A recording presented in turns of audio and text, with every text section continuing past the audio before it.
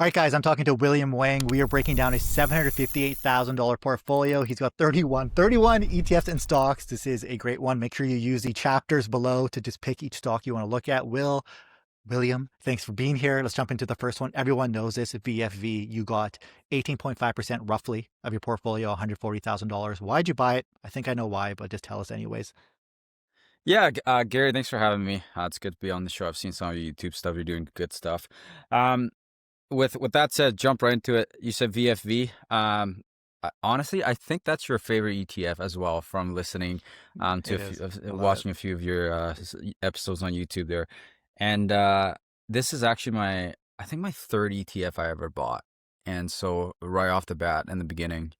And I mean, the S&P 500, I don't know how you can go wrong with that. That's pretty standard, low fees, diversified enough in the 500 companies. And so I think it'll always be probably my top 1-2 position. And that's just pretty standard. I think everyone kind of knows what VFV does and what it is. So Where do you keep it? In your TFSA or your RRSP or both? RRSP, I mainly hold VOO, just for the Yeah. withholding tax, the 15% withholding tax. And then VFV is kind of my TFSA non-registered. And Yeah. I guess that's it. And RESP, I don't count RESP as part of my portfolio. That's just something separate. But yeah, that's usually kind of where I put it. You know why I love VFE? It's because it's the only stock, ETF, stock, anything I could always recommend and not worry about. I never worry about that. The only other one that's a solid, probably number one, that's probably even more reliable. You know Mo? He's Yeah, all over I've Blossom. actually I'm Momentum. actually been on Mo's YouTube channel. So Oh, okay, um, perfect. so Well, what does he own? XEQT. Everyone knows what he owns. XEQT. So yeah, so for me it's VEQT, and that's just and Oh I mean yeah, yeah, I yeah. do own a little bit of XEQT, but I think that's just the difference between Vanguard and iShare, and that's really that's kind We'll of like we'll the we'll talk about that in a second. So we're gonna blast right by VFV. New investors, that's where you should start if you're trying to build like a single, like a couple, like three ETF portfolio. We'll go right by there. I want to get into ZQQ. That's number two. BMO Nasdaq 100, 18.4%, uh-huh. $139,000 roughly of your portfolio. There's so many different Nasdaq 100 type ETFs. Why'd you go with BMO for that one? Honestly, that is just what I found in the beginning as a brand new investor, and I think Yeah. I just kind of went with it. I do uh I do hold some HXQ just in my non-register in my actually I invest my emergency fund. We can dive into that later on, but Yeah. just because actually I do the opposite of what some people do. I know a lot of people on that I've seen on Blossom are chasing high yield. HXQ Yeah. pays 0% dividends. So just for tax efficiency in the non-registered. But ZQQ was really just right off the bat. I needed something for Nasdaq 100, and I Googled Nasdaq 100 ETF, and it's one of the first one that Popped up. popped up. I saw, and then I looked into it. I was like, you know what, MER is low enough, so put some money into it. And I mean, the Nasdaq has done phenomenal, so I just kept buying it. So That's one thing I think BMO's done a pretty good job at. I was looking at their ETFs. They keep their expense ratio pretty low. Like they have ZSP, I think is ZSP, correct me if I'm wrong, yeah, which is that's the another same as S&P VFV. 500. Yep. Yeah, they're all the exact same, but I was surprised that they had the exact same expense ratio as VFV. It was like 0.09. I was like, Uh-huh. oh, okay. Because if I banked with BMO, I'd be like, I guess I just go with them. I just go with that, like just go over Vanguard. Yep. Yep. Just And based I off of mean, that, it's because they're the just exact same. exactly at the end of the day. And a lot of people are going to be like, why are you buying, a high concentration of ZQQ and VFE? It's like there's a lot of overlap, but I think Yeah. a higher concentration in the NASDAQ, personally, I think will outperform down the road. But what do I know? But that's where I'm Yeah, comfortable with. it'll dip more during crashes. Correct. But during good markets, it'll be high. It'll give you a way higher return. Yes. It's fine. You're a Hmm. long-term investor. Who gives a shit?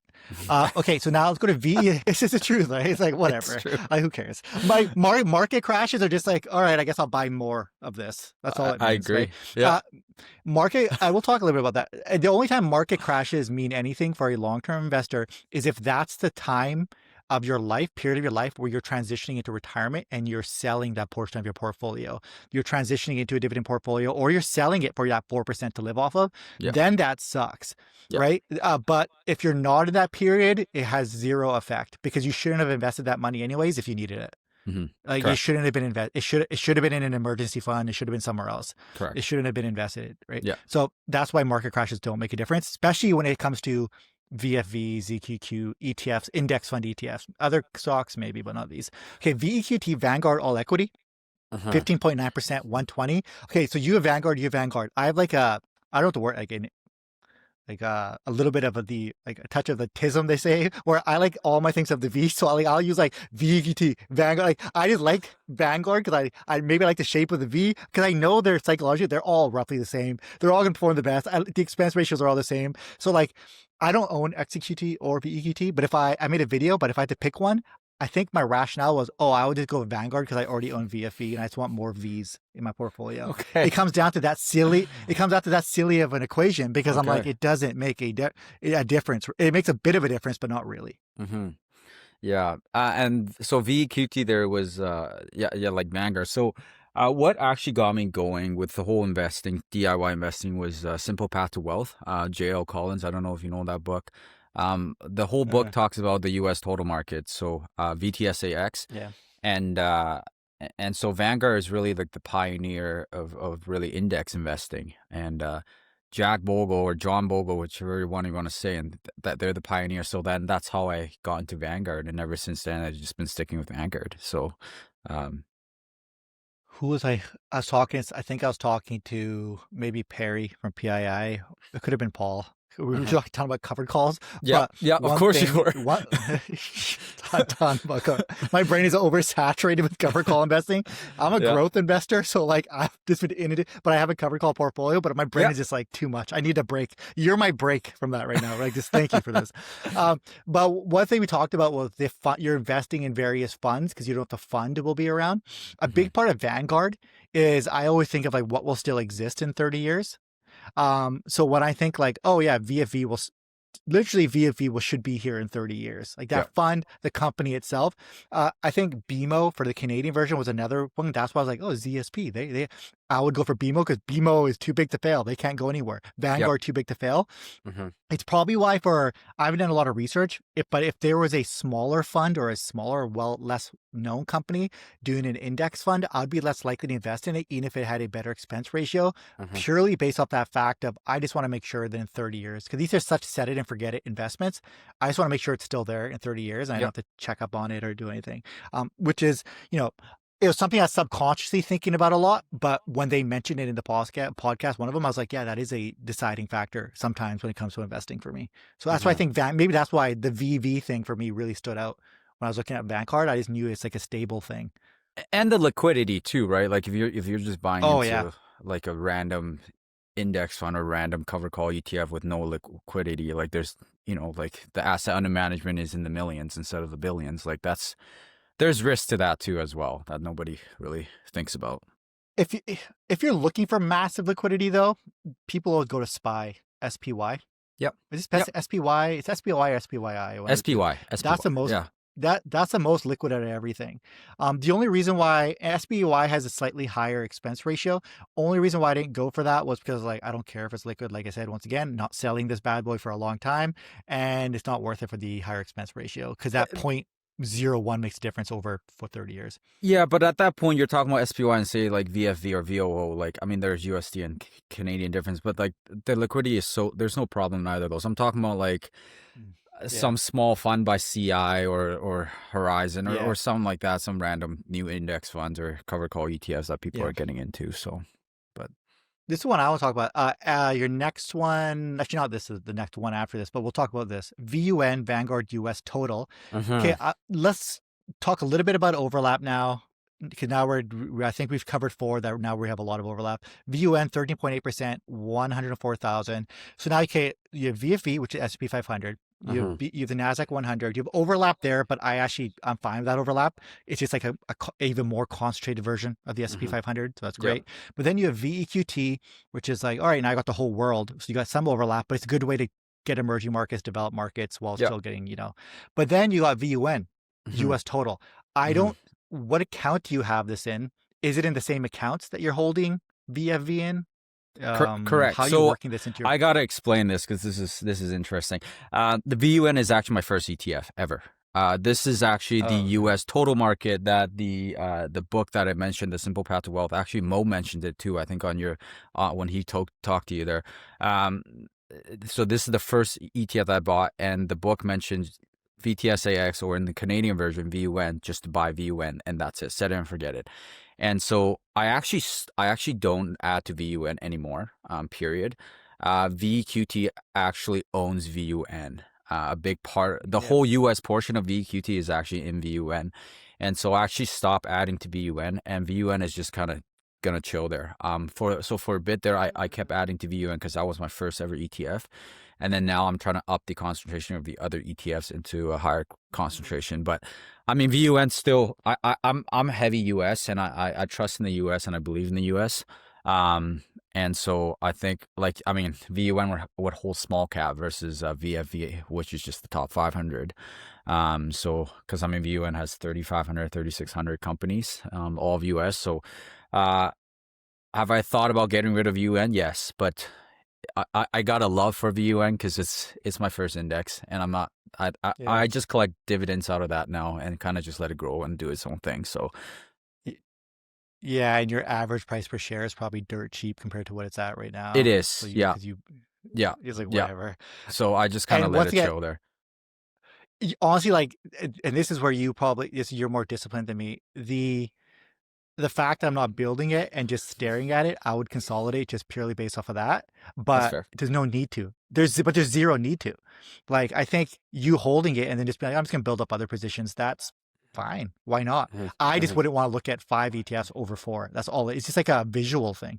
But does it 100%. impact your long term? But does it affect your long term gains? Not really. Like, I guess Yeah. maybe if you put it in VFV and VFV grew better, but whatever. I actually think it's fine. Yeah, that's good. Okay, and also that book is good because if you think about it, I guess VUN is the better starter ETF over VFE because you're getting exposure to the small caps. It's more Hmm. diversified. It's Hmm. it's an even safer bet than VFE It, because it is more S&P diversified. 500 Yeah. S&P 500 what has overperformed the last decade, but it wasn't performing very well the decade previous, No. right? So it's like, and it goes in cycles. So like maybe it'll underperform in the next 10 years after this, but Hmm. with VUN you're not exposed to that sort of S&P 500 cycle that we're in right now. So No.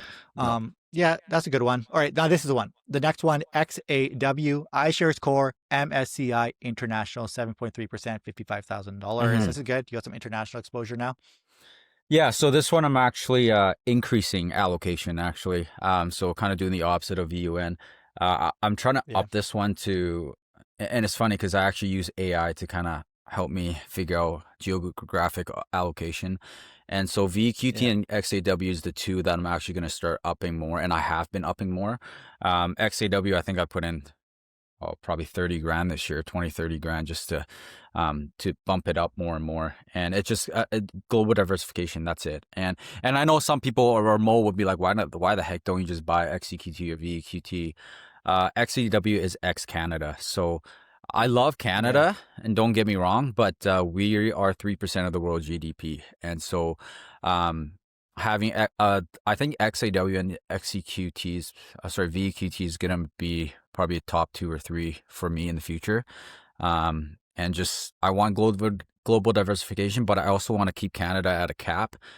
So I'm trying to up XAW in that case. So if that makes I sense. own yeah, that makes perfect sense. I own the BlackRock funds, one's for international market. I mean, one's for developed markets, one for emerging markets. So developed is like Switzerland and like the UK and Yeah. Germany and stuff. And then emerging is like India, China.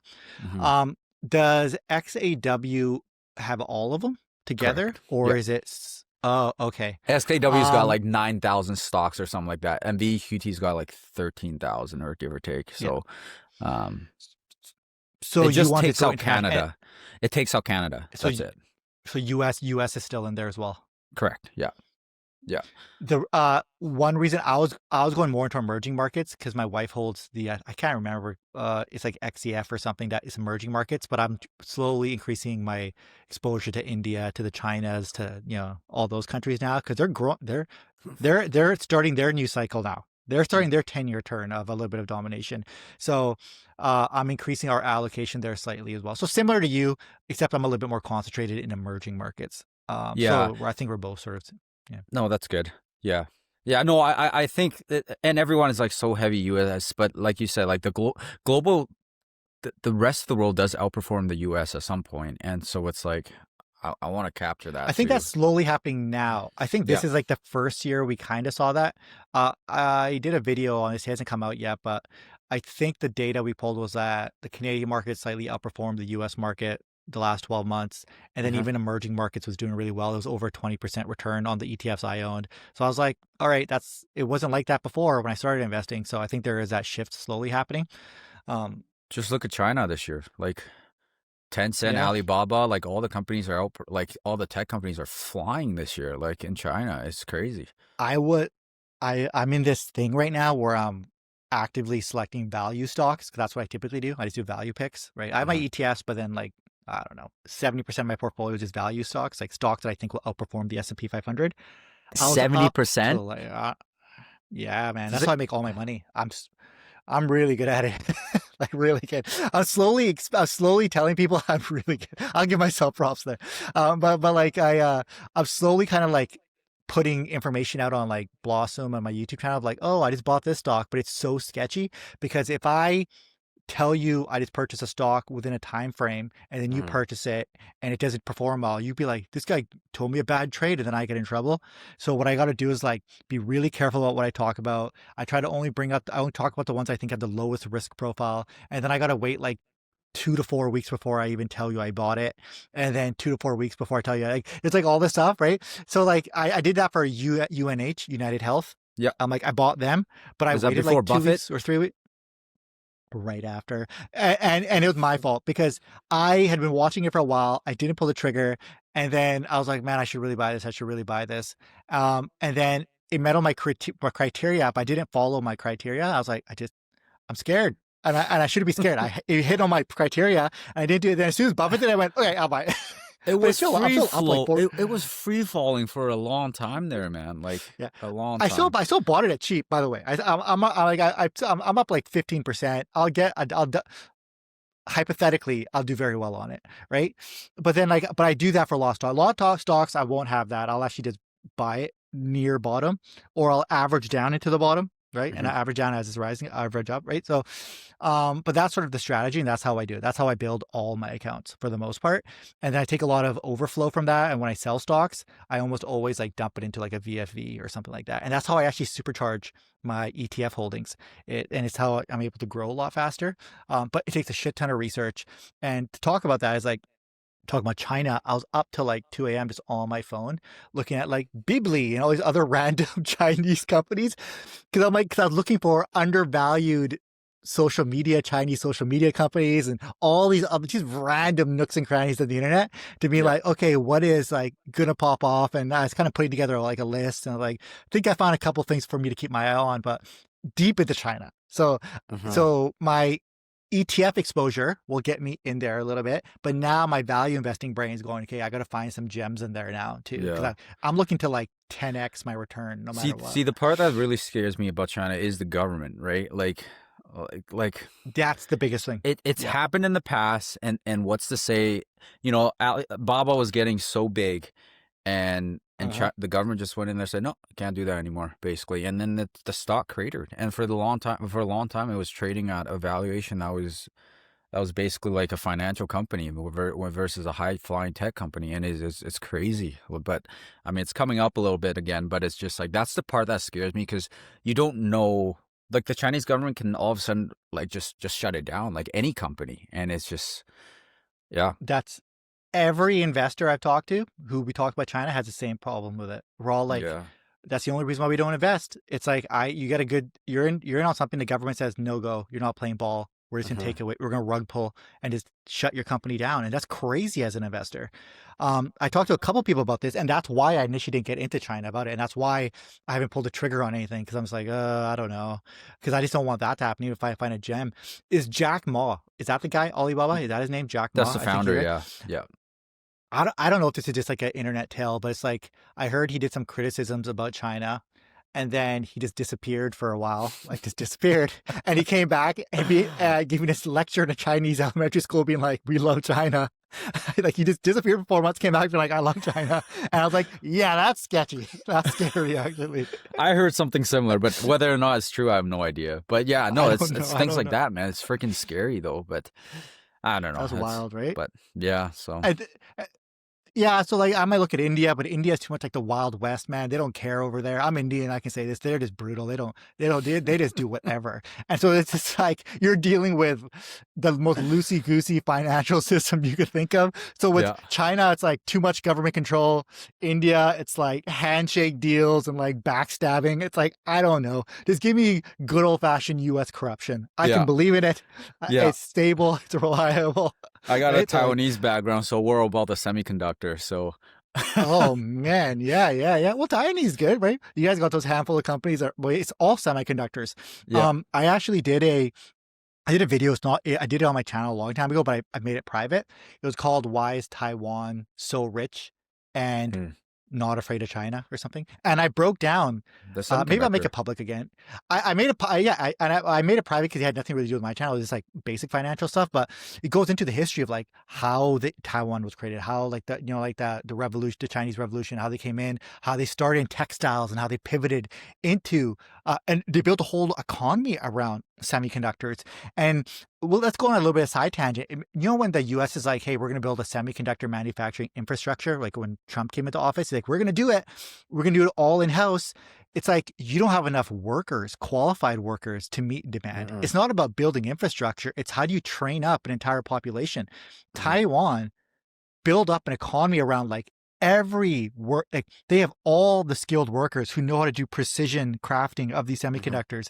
Every piece of machinery. It's like that infrastructure from worker to factory is what's keeping that machine running.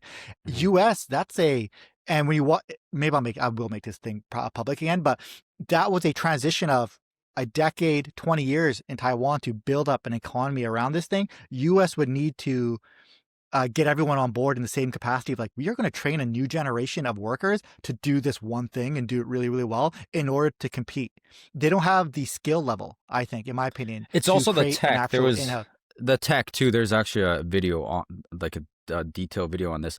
They said they wanted to build TSMC wanted to build plants in Texas, I think, and they said it's going to take 10 years just to finish that plant. But like the technology is advancing so fast. Like they're trying to put these transistors on these tiny chips, and like the more transistors there is, the more powerful the chip is, and like they have to suit up. They can't even have dust in that room because like the transistor is smaller than like a strand of DNA, and they're trying to put like billions and billions of transistors on like these tiny chips.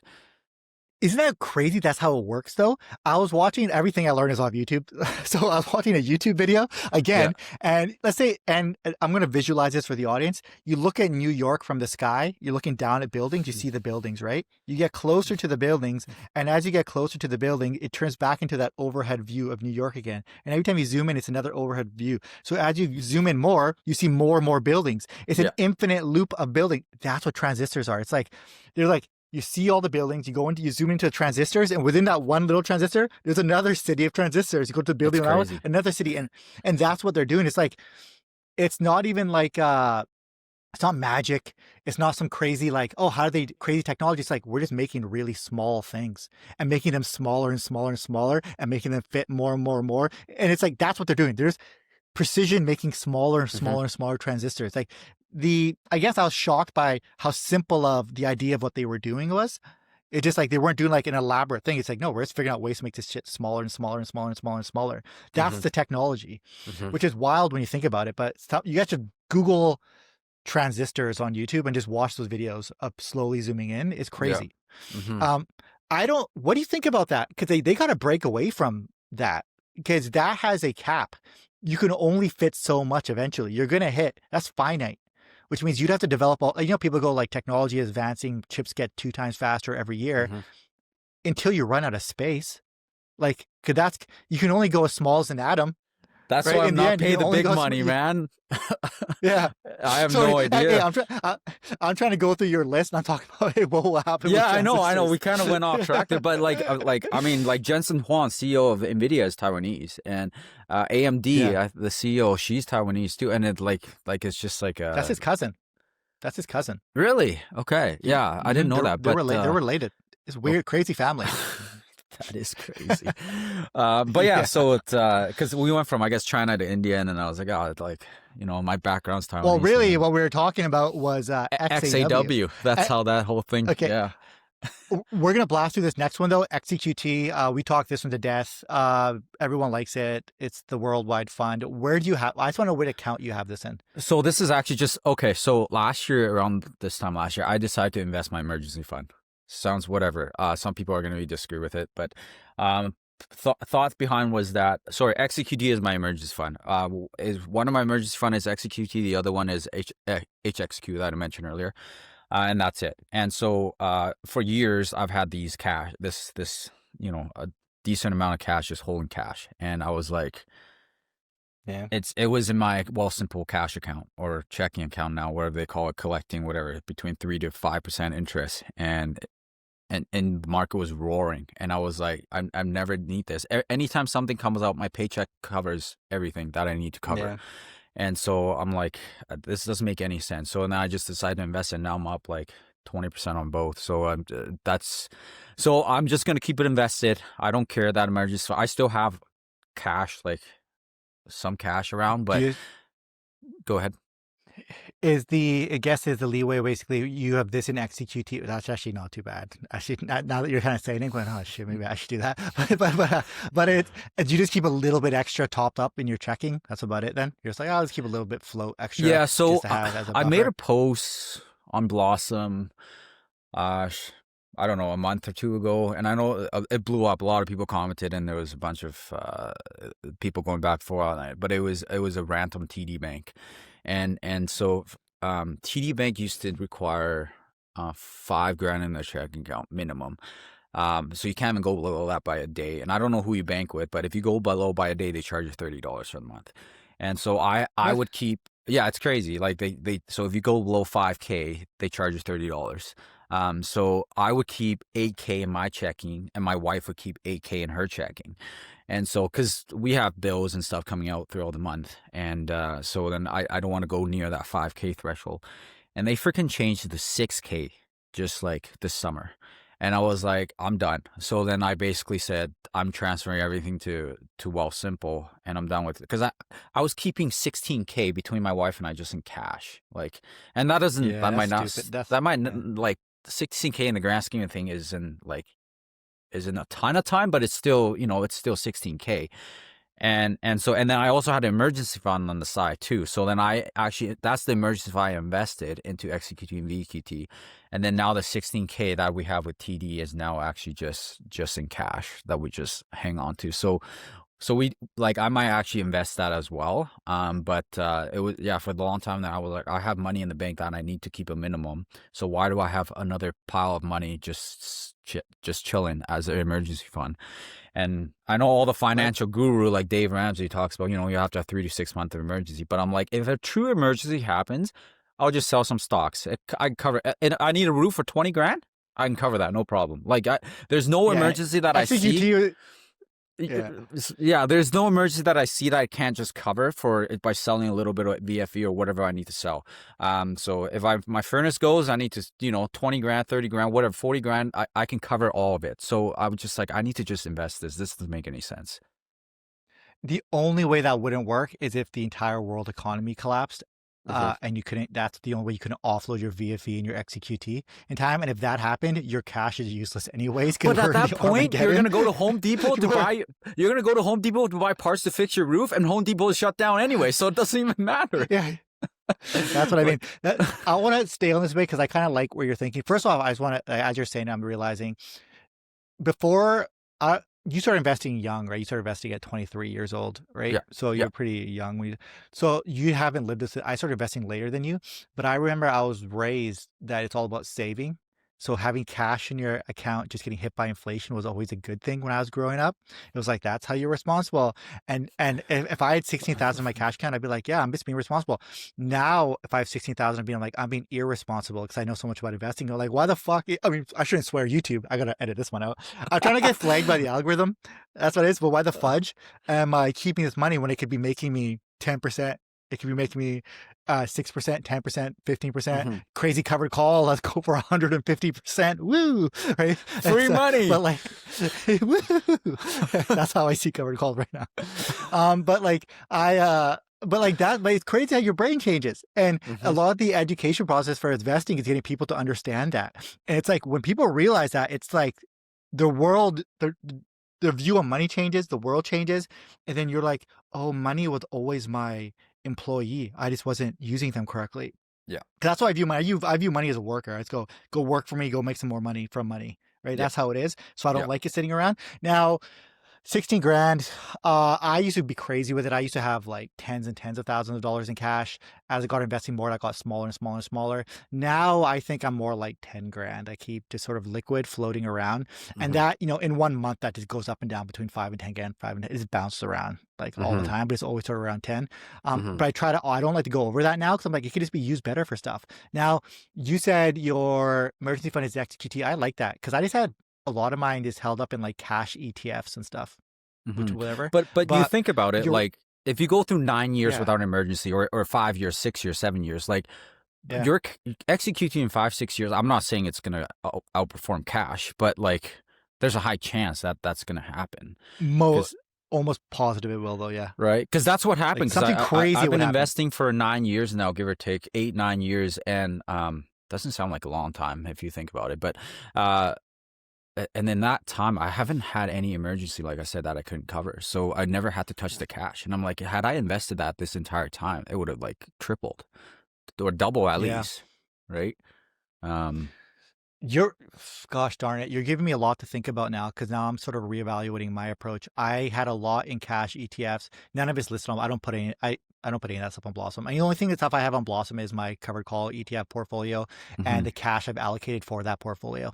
And I have some more liquid cash, like a larger lump sum for that portion of my portfolio, but I'm buying sooner than later for that portion, so I didn't convert it into the ETF. Yeah, that so makes the sense. stuff in the cash that you see there, it'll get slowly used over the course of like 6 months to put into positions, maybe some single stocks, but it'll all be on my non-reg account.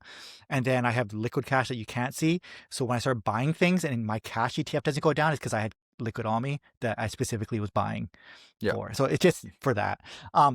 But I have other cash that I use for emergency fund that I now kind of like, because you're right. I don't know, like nothing crazy is happening. And I could buy XQT, hold it for a year. I'll get a, 8% return, better than what I'm getting at cash. And if I ever need money, I'll just sell a portion of it. And then I'm still building up a fund, which is pretty cool. And it's the most stable ETF you can get. Gosh, darn it. You just say you don't own any XQT or VQT. Here you go. You might own a VQT or XQT. You know the problem with these podcasts is I'll talk to someone like you. You'll share something you're doing. I'll go, that's great. But then it's just like, God damn it, that's great. And then I got to incorporate it. It's good. It's just like, it's this never ending learning. I just want one day to be like, I got to figure it out and I can chill back. But it's like, oh yeah, you're doing something that makes more sense than what I'm doing. Now I got to go off, put a little bit of work in and incorporate that in a way that makes sense. But you mentioned before, and if you, again, you're same as me, you have 2 kids. You have 2 kids, right? 2 kids. Yeah. Yeah. I have 2 kids as well. Okay. How old are your kids? 4 and a year and a half, give or take. So busy times. You're in the same boat as me then. I got 3.5 and I got 2. Yeah, right? busy. Oh man, yeah, busy times. It is what it is. You know how it is. So I think my sort of, I'll just have money sitting there in cash ETFs is because it's like, I got family and stuff. It's like, I got to take out all volatility for a portion of my money. Just in case, like I don't even know what that scenario. Like you're right. What is the like scenario? I said, is there no scenario? Is there no scenario that you can just sell off some of your use some You're of your right. covered call ETF is distribution, or just sell off some of your growth stocks or ETFs and just cover whatever you really need to cover. Because there's really nothing, especially when you get to a big enough portfolio size. And I'm like, I think you have a decent sized portfolio as well. And Yeah. there's nothing out there that you can't cover. Like if a roof needs 40 grand, like that's on the high end of roofing. My dad owned a roofing company, like on a residential roof, unless you have a mansion, like 40 grand, like you're not looking at 40 grand. But if you need a 40 grand roof, like there's nothing that you can't, like just sell off a little bit of your stuff. And like, there's nothing like really like, for example, if like, my property tax, like, I don't even view that as emergency. I just cover that with my paycheck. Like there's nothing Yeah. that's Yeah. right. Like, Same. so That's unless that you that really think like there's something, you need to buy a car all of a sudden, but that's, Nah, again, like you could I just wouldn't even sell do that. something off, right? Like it's like, so just invest in emergency fund. If you need it all of a sudden in 10 years, it would have tripled hopefully by then, or doubled. You know what I did originally? I took my emergency fund and I bought $100,000 worth of covered call ETFs, and then Okay. that's what I used. And I was like, Yeah. that's crazy, and now I have like $130,000 worth of capital, for probably more for cover call. But then I ended up rebuilding up my emergency fund. In the meantime, the last like 4 or 5 months I've been doing this, so I'm back at the same amount I was at before. There you And go. now I put that into cash. So I'm just like, oh, but now I'm like, well, there's better ways to do this. Like I'm talking to smarter guys than me every week now, like you. I should probably just put it in XQT because I had it in covered calls for 4 or 5 months Hmm. and nothing happened. Nothing bad happened. Like it was fine. It actually gave me enough time to go build up another one. It actually Hmm. put some initiative for me to save a little bit more every month and build up another one. That's all it did. It was actually Yeah. a good financial thing for me because it was like, oh, I'll be a little bit more disciplined, and I ended up building up another one. Um, Hmm. so that's that. I think. Oh man, I'll probably just end up doing what you're doing now. Shit.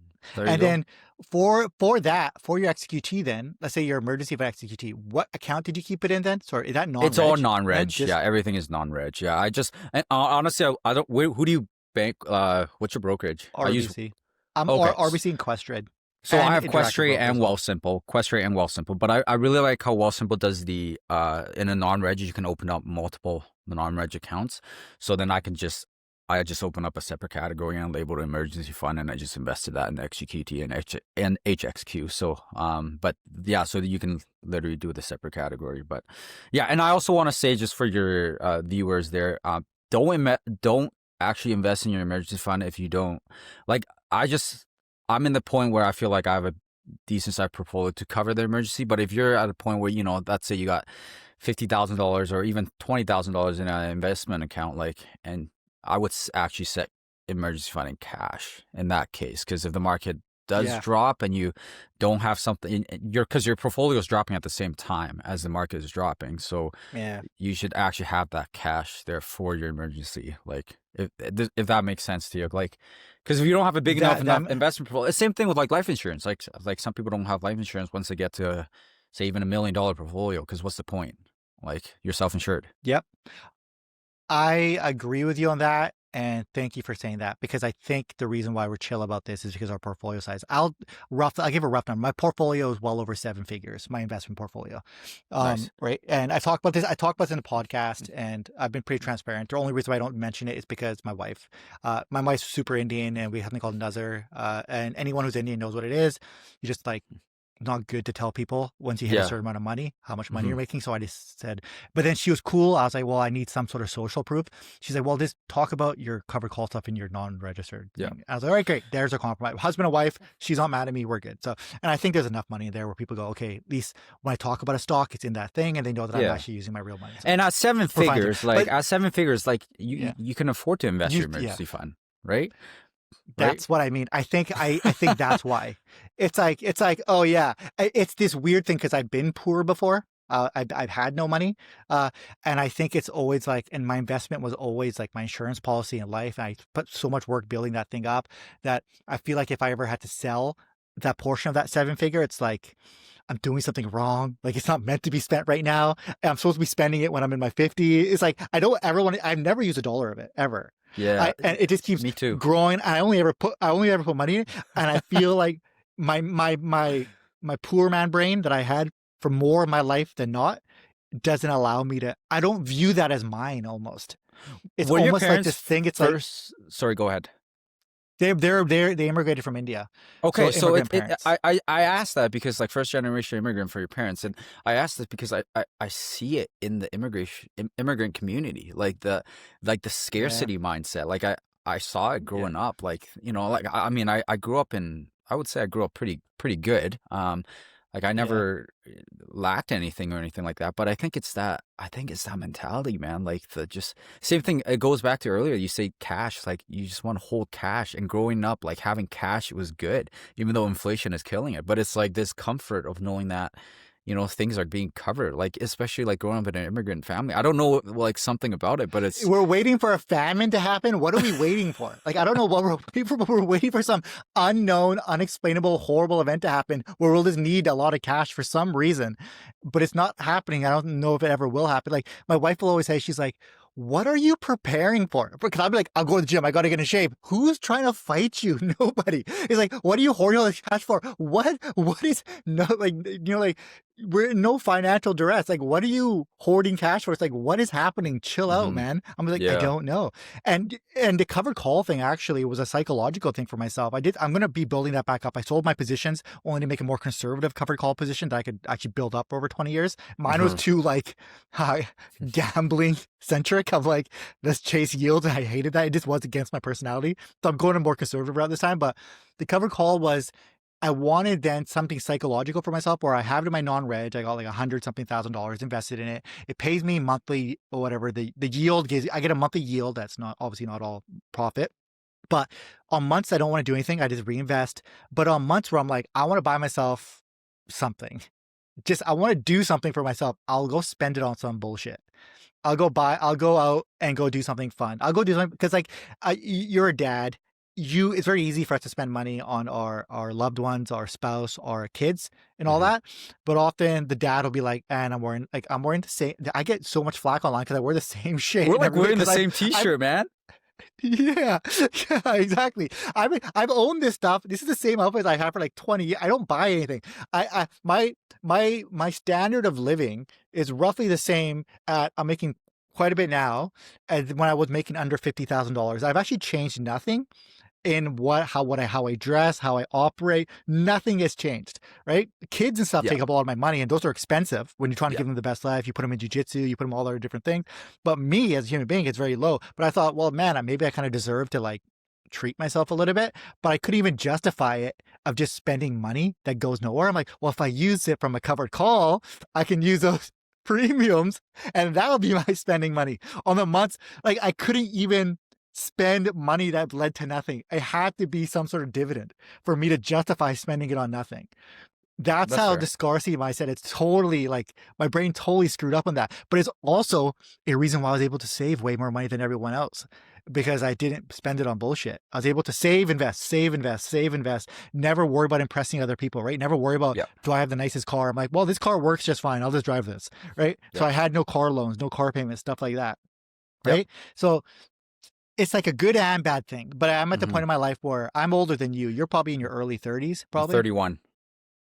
31. I'm 39, turning 40. Okay. At this point in my life, I need to like maybe do a little bit for myself. Yeah, It's you sad. should. I've been grinding for a little bit. I should go buy myself, I don't know, something. I don't know what I want, but I'll go, but it's gonna be something cheap. I just know myself. It'll be like a Big Mac or something. It'll be whatever. There you go, But Lambo. but Just I think drop it on a Lambo. There you go. well, gee, I could never do that. But I think what I'm kind of getting at is Ben Felix, he put out that Yep, video talking about why covered calls suck. yep. And I was like, yeah, they suck. I feel like you're right. Well, first off, a couple of things. He compared older covered calls, not using the new strategies of like leverage and these new strategies, like harvest ones like HHIS and stuff, and even Hamilton, Evolve. They have completely different strategies, and they didn't compare those covered calls that perform a lot better. They use like older ones that just don't work as well.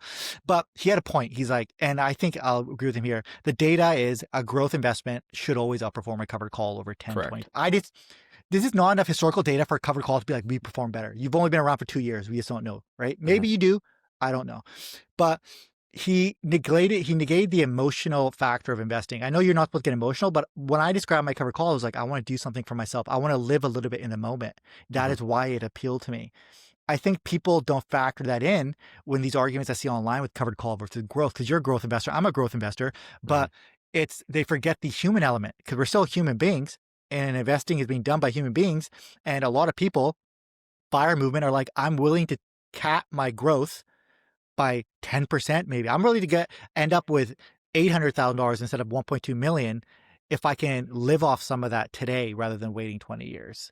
Hmm. And they don't factor that in. For that less stress, less peace of mind, maybe they don't have to worry about getting a promotion anymore at their job. Maybe they don't have to work themselves way up a corporate ladder. They can work an easier job, fill in the income gap with whatever the covered call is, right? Like Yeah. there's that part of investing. And there's, I don't know. What do you feel about that? Or do you think investing is more of a cut and dry? Hey, if you're going to do it, just think of end product, not lifestyle improvement. Obviously, emotional plays a factor, right? Like that goes back to a standard, pay off your mortgage or invest, right? It totally emotional is such a big thing. Like, like cover call ETFs, you get a monthly distribution that I think psychologically, like, I mean, my yield is like 1.67%, like for my portfolio. Like it's like nothing. So like every year I get maybe Yeah, eight, 9 grand in dividends. it's not Which bad though. sounds like crap all. Like, but it's like for me, it's still nice seeing the dividends, like psychologically, but like I'm a growth investor, like you said, so I focus on growth, but I could see why some people are attracted to that yield. But if we're talking about cover call ETFs, like, so I actually made a post about cover call ETFs and versus growth there not long ago. And my issue with cover call ETFs, there's a few things. And actually, before I dive into that, how long have you been doing cover call ETFs? Not long. I say New Year's at most. Okay, I just asked that because have you hit tax season yet? Because like it's very interesting to me because you're doing it in your non-reg, and all your dividends are gonna be taxed, and like your entire distribution is going to be taxed. So I'm just curious how that is gonna pan out. Like, It's going to be a gong show. So like I talk about that in depth. I keep yeah, saying, guys, I'm holding back like I'm holding back 40 to 50% of what I'm actually getting paid out because I'm like, I don't know how my taxes will look. yeah, And most of the feedback I get is, hey, just so you know, most of it's return of capital. And they're right. It's not really dividends. yeah, A lot of what you're getting back is return of correct, capital. yeah, So, and which is tax deferred, right? You only pay it when you sell your ETF, and it lowers your cost basis. So it really only taxes really hit you hard for these newer ones like HHIS if you sell, right? And if you sell at a profit, especially. But if you're getting that monthly payment, the ROC kind of sucks if it's in a tax sheltered account. But if you're in a non-registered account, it's like, oh, that's tax deferral. As long as I own one that I don't think I'll ever have to sell. interesting. But the Because problem usually is, when yeah, yeah, sorry, no, but because you don't know if you don't know if they're good though. You might have to sell it because this is garbage. So you might yeah, sell it and then you got to pay tax on it. So my new strategy is I got to find ones I don't think I'll be selling. So you end up with like the HYLDs, the HDIVs, the uh-huh, BANKs from Evolve, the ones that are like lower yield but have very little to no NAV erosion that you're pretty sure will still be here in 30 years, yeah. not the MSTEs, Bitcoin crazy ones that like so like that's what I'm doing. That's why I'm shifting my strategy. Yeah, so like, I mean, obviously I don't own any cover call ETFs, and like some of them I look at like MST, PLTY, CONY, like Coney. Yeah. Um, when you look at some of the yields on some of those things, it's like 100% like yield. Like it's All return of not capital. sustainable. It is not sustainable. But the thing is, on Blossom or new investors, some of them only focus on the yield. And like, you can't do that. You can't look at an investment and only look at the yield. And then the other scary part is some of them won't invest in strategy, like as the company itself, but they're willing to buy MSTY because it has a yield. Like, so if you're not Yeah, willing to that's weird. buy MicroStrategy or The underlying strategy, what asset. it's Yeah. called now, like, but you're buying or some of the Palantir, like some of them don't understand that I did own Palantir for a bit there. I sold it for a profit and then never looked back after. But like, so if some people aren't comfortable with Palantir and not saying, but they're buying PLTY just for the yield, that doesn't make any sense to me. And I like you just say you sold MSTY, is it MST or E. MSTY? MSC, MSTE, MSTE. Yeah. MSTE. So but you have to understand like strategy is going to be very volatile, and like people have to be able to understand that. And it's just, and then the other beef with cover call that I have is that Charlie Munger always talk about, don't mess with compound interest, right? Don't mess with it. Don't mess with it. And I think covered call ETFs does that because you're capping the upside at all times. Like it is always going to be capped. Like, and this is coming from a growth investor, right? So, because they're buying a call for, you know, say a strike price, I don't know, 50, and the stock goes up to 80 or doubles, go to 100, but you can only sell at 50, right? So you're constantly being capped. So you're never gonna. And correct me if I'm wrong on this at all, because You're right about everything, and you're where I was. You're right about everything. So nothing you said is wrong. So yeah, I'm going to now frame it differently because remember, I'm going to give people reference. I'm a value investor. So I'm like a supercharged growth investor. I'm a growth investor on steroids. yeah, So I think like you, but like in a unhealthy amount. You have a healthy amount, like I'm all this. So this is how I've been sort of thinking about covered calls because I've struggled with this as well. So for covered calls at a base level, here's what I look at a covered call ETF as. It's me paying a fund to write covered calls for me. That's correct. it. Yeah, All right. There's underlying assets that I just want you to write covered calls on for me because I don't feel like doing it myself. That's why I'm going to pay you the expense ratio. That's how I justify it now. So I see it in those terms now. I go, I don't feel like doing this because I have employees. We talk about I have editors. I have a marketing agency. I got paid marketing specialists. I got SEO specialists. I got assistants. I got all this stuff. I pay these people to do work that I don't do. I just can't do to keep my Gary Gill operation going, right? fair enough. Part of my operation is I'd like to get some money from covered calls. All right, cool. Evolve does that. Great. Their expense ratio is 1%. Yeah, I'll give them 1% of the ratio to write covered calls on this index fund, right? Oh, they have bank. I want them to write covered calls on all the Canadian banks, and Yeah, that's what it. I now see it differently. It's not a growth investment. It's like, oh, cool. Yeah, that's why I want some cover. Now it's not even in the same running. It's now you're not comparing. You're talking about basketball and rugby. fair enough. It's a Fair enough. completely different sports now. The problem is people blend them because they're pretending like they're both like investment strategies. When I just went, no. This is just something I'm doing here. And then like, oh yeah, but I want this to grow. Hmm. And because sometimes I don't want the income. I want to generate more income out of this. So what I'll do is from that money from the covered calls, go buy back more shares of that thing. So then we can write more covered calls on the underlying asset. So keep buying more shares. And then as an investor, you're going, okay, when you do the buyback of the shares, and then if you're a growth investor just holding on and letting it just compound, then you get that upward trajectory of when they're kind of covered call should always be a little bit below, but they're still sort of going up like this. The thing is when you stop buying back shares, covered call, then it slowly starts going down. What I'm trying to figure out is what is that level where you can buy back shares, it still slowly goes up, but you can take out just enough where you can still live off it and it still keeps going up. What's that percentage out in a non-registered after you're done paying taxes? All you're done, how much can I keep you at the same value amount where you can still keep writing covered calls for me where it doesn't depreciate at all. It stays at, if it's $100,000, it grows to 105,000, then 110,000, $5,000 every year. So I get paid a little bit more every year to match inflation. That's the balancing act I'm trying to figure out. So I'm doing this as an actual long-term strategies. I'm doing this. How would a growth investor look at this? How would a Uh-huh. business owner look at this? It is me hiring a fund to go write covered calls for me on these underlying assets.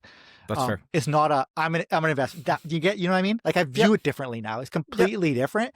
So I'm just like, I can't. It's just like every justification for a covered call doesn't make sense coming from a growth investor. Hmm. But it's like in Yeah, because basketball, like you to shoot me, him. I'm Yeah. like you said, total return, right? Like cause I'm like, Yeah. say you put $100 in 5 years, I can have $150, or I can have maybe $80, but I've been with distribution, or $110 with distribution that I've been putting. Like for me, I care about total return because the dividends, like you could sell shares and fund your own dividends, and in that way, like fund your own income as well. And so I guess I do have a longer runway than somebody like Paul, who you had on. And so like for me, but I think that you said that you hit the key part though. A lot of times it's like reinvesting back into the cover call, like that's the key. And the dangerous part, and I'm sure you've seen this, is some people think they can live off like a $400,000-$500,000 portfolio, and think they're good. And I actually had this conversation on Blossom. Somebody thinks the 4% rule is completely irrelevant because they're pulling in yield of like 20-30%, so they can live off like 10-15%. You can't do that. Like in a portfolio, you will run out. Like if the cover call, if we go through a bear market and you're pulling, you are gonna run your portfolio into the ground. And maybe you disagree with me on that, but like there's a reason why We the don't know. 4%. I guess, That's the but problem. say you got $1 million That's the thing. portfolio, is it sustainable Oh, if you're yeah. selling off, $150,000, right? With distribution, obviously distribution is coming in. That's I don't. something I think about. That's the one thing I thought about a lot. So, first off, and another thing that worried, like, and by the way, I don't think I'm bashing cover calls. I'm just telling you my objective opinion of it Yeah, from a guy who 100%. has $100,000 in the game. So I'm allowed to say something about it at this point. You I've done totally more can. testing than Respect. everybody on Blossom. If anyone's done testing on this shit, it's me. Okay, I've spent $100,000 of my own money buying, I don't know how many, testing them around, figuring out what works, what actually fundamentally works in a non-registered account where, like, in my opinion, it should be. I feel like tax shelter should always be for growth. My opinion. That's why I don't touch it. If you're going to make it work, make it work. Like, I'm very firm in that. Mm-hmm. What I believe, it's my years of investing has taught me that. So I'm allowed to talk on this, no matter what anyone says. But one thing is with covered calls, and I think about this, is I'll see someone like Adriano. I like him a lot. Adriano's a passive income investing, that guy. He's got a portfolio of 2 mil or something covered call. And I go, that's great. If his portfolio drops by 50%, he doesn't give a shit. It went from 2 million to 1 million. The yield after taxes, after everything, he needs to live off that just fine and just wait for it to recover a little bit and then even reinvest over it to make up the losses over 5 years, right? You're dealing with so much money. You're just going from a lot of money to not as much of a lot of money. But if you're going from a portfolio size like I had of 100K and you're retired and something happened and you hit a bad market and it dropped to 50K and distributions got slashed, then what do? Right? And then they say hold, right? It's like, yeah, you can hold, but distributions are getting slashed. Now you're getting less money on it. You have less share. Like, there's real issues when you're dealing with smaller values with this kind of portfolio because you're living off it for income. So my thing was, if you're going to do it and you're going to think about this long term, you got to actually build up a portfolio in covered call that can handle bad times better. So like supercharging it with like a MSTE and all this stuff seems great now. But if your whole portfolio is that, you're kind of screwed if something bad happens, if you need that money paycheck to paycheck. Like, you need something where if the market crashed, if I had HDIV, it's not going to get hit as hard as if I have MSTE, right? The distributions 100%. might not even get slashed. They might stay the same, right? And then it's bounce back. It won't bounce back as strong as VOO, but it will go a lot faster than something else. Like, it's just, that's what I'm looking for, some level of stability with this, right? And I'm willing to accept shorter growth, but growth only happens by buying more shares. So like, if I'm explaining this, and the reason why I think they have that growth connection is because everyone coming to covered calls is coming from a growth investing background, right? That's where everyone does. They go buy an ETF. So when someone who does covered call trying to explain to them, they go, hey, it grows at the same rate. They're using the same wrong terms. They're linking them. They're trying to connect them too much together, but they're doing it because they're trying to have it make sense. But it really should be explained like this. Hey, you want long-term growth? You want to take your money like compound for 10, 20, 30 years and use that at a later date? You should do something called growth investing. That's index ETFs. Do that. Put a portion of your money. You'll have a stable, healthy, great retirement. If you want to have more money now, something to play around with, spend with, but you don't really get that, you can write covered calls. You can have a fund do it for you. They'll just basically take an index, same one, and just get covered calls, get a little bit of money off premiums, but that thing's not going to grow. If you ever want to make more money, just don't spend that money to buy more shares. So just through buying more shares, you get growth, but heavy air quotes. It's not growth. You're just buying more shares back with the money. Two different strategies for two completely different reasons. Not connected at all. You're only doing for two different things. Like, that's how I would try to phrase it, but they're somehow connecting. This one's better than this one. They're not. They're like, I think at the end of the day, we got to different. look at if somebody doesn't need income now, if they're a young investor and they're just reinvesting, they're just dripping their cover calls, then we have to look at, well, VFV or buying Palantir versus just PLTY, which one is going to do better in 10 years, I guess. It would make no sense. Yeah. Yeah, because a lot of people are, I mean, correct me if I'm wrong again, but Blossom there's a younger community. And if you're young, like, if you're buying cover call ETFs, unless you need the income, if you're just reinvesting the dividends, like, Yeah. does that, am If I you're not making... living, yeah, no, you're making sense. So I've come across this thing, and I have an interesting conversation. Like, this will probably come out before. on my channel, even in my Discord, the Gary Gill Wealth Academy that we have on Discord, guys, join it. It's free. It's one of our admins, moderators, great guy, JJ. He's young. He's got a massive cover card portfolio, and he's young, but he's growing it. And I'm like, and I'm thinking, that's why we're having a podcast. We're going to talk about it. I'm gonna be like, are you spending this money? Why aren't you doing this instead of growth investing? Like, I need to know.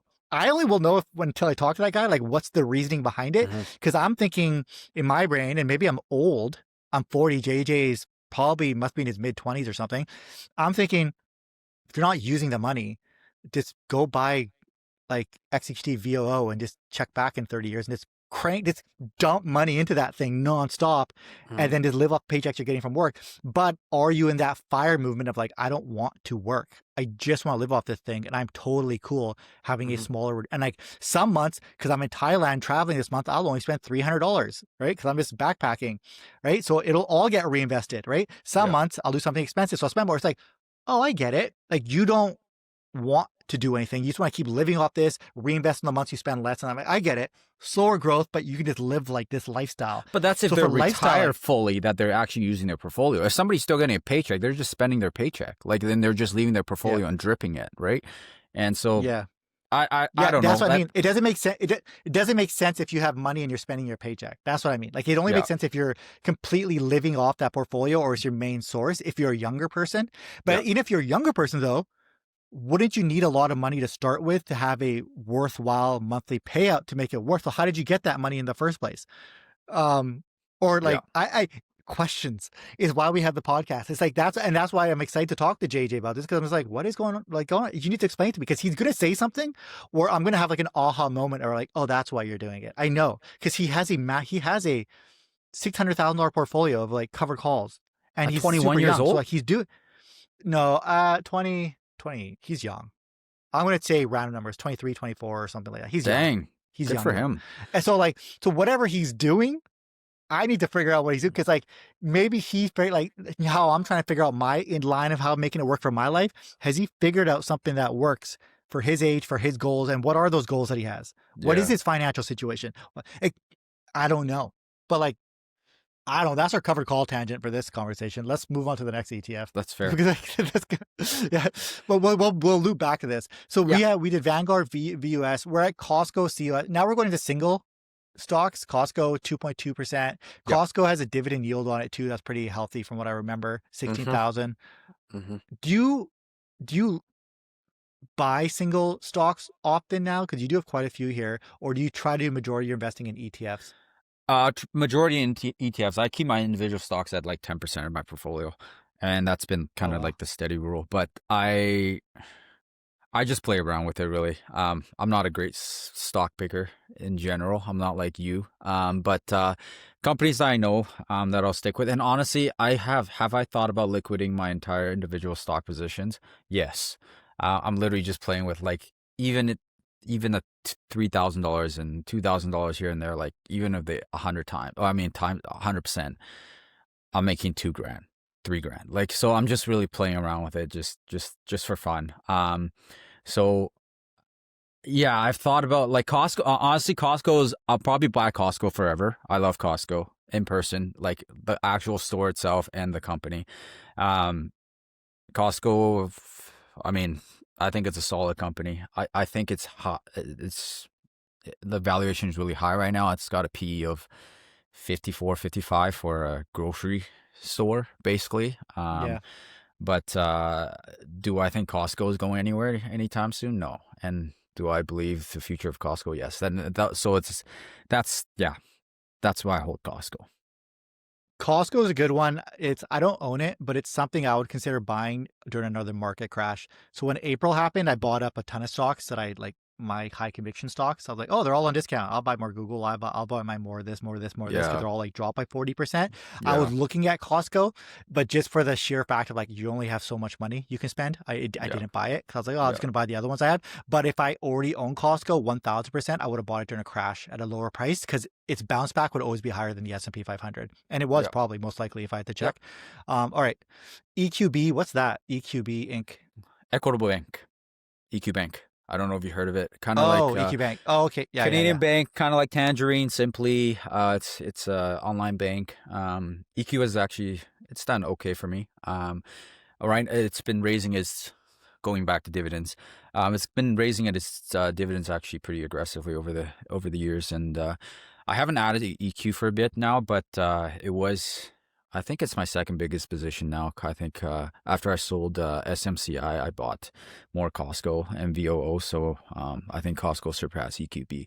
I think my Wealth Simple disconnected from Blossom, so I need to reconnect that. But some of the updates aren't fully on there yet. But yeah, EQB is just an online bank, and I like EQ Bank, so just kind of own it. You have a good you have a good position there. You have like 15K in there. Yeah, Yeah, Costco and them are fairly equal, a little bit more in Costco. yeah, I guess another the good ones. So when you're picking single stocks, you're picking uh like there's no penny stocks, there's no garbage. It's like, no, this is a really good company that hopefully you buy it at a good price. You buy it at a good average share price, so you know you'll get a yeah. higher return on it. I always feel like my best margin of safety is my buy-in price as a growth investor. That's where my margin of safety is. If I buy something low enough, then I'm the safest. Rather like Mhm. me buying Nvidia at an all-time high, I don't feel as protected as if I buy maybe AMD at Yeah, its all-time low, yeah. which is what I did. Right, so that's why I can say that. So like I waited for AMD to crash, bought that rather than buying Nvidia because the ceiling on growth is higher for AMD than it is for Nvidia, just where the 100%. prices were And the at the thing is, time. you got to look at for Nvidia to return 100% for you. It's Oh got to be man, an eight yeah, trillion dollar company. Like yeah, it's that's and gonna it be might get there. it might like that's 100% it might, and but that's gonna be a lot more than a smaller company doubling. Obviously, that's why penny stocks fly. But just yeah, the return is gonna be it's a lot harder. And Like inflation is pushing those numbers higher. I had Mhm. Danny from Capital Cosm on. No one really watched mine in his podcast because we didn't break down like individual stocks, so people don't care when we don't do that. But he broke down like the economy and how inflation actually affects the stock market and how the actual money when you equate for inflation being traded is not much higher than it was in like 2010. But because inflation is so high, that's why the chart's going like this. Yeah, It's equating that's for why you inflation. That's why. invest. Yeah, that's literally why you have to invest, though. Yeah, Literally, I why think you that's invest. there's a great argument for investing, but also just so you know, that's why it's going up. It's not because all these companies are super rich. It's like inflation is through the roof. That's why it's going like this. So Yeah. like, you know what? The funny thing is, when I got into investing, it was a hedge against inflation. That's what originally got me Really? into it. Yeah, because I was like, I need to do something against inflation. This is crazy. And I was in advertising, and I started working with publicly traded companies. This was years and years ago, like my first foray. Like the last 5, 6 years have been specifically with those kind of companies, but years ago. I was like, oh, then they got me into investing because they're publicly traded. And then the CEO of that company was like, this is the only way to protect. He's like, when you hit a certain level of income, it's about conserving wealth. Really, you have to think about conserving your wealth Yeah. because it depreciates from inflation. I went, oh, and that's was like that Matrix red pill, blue pill moment.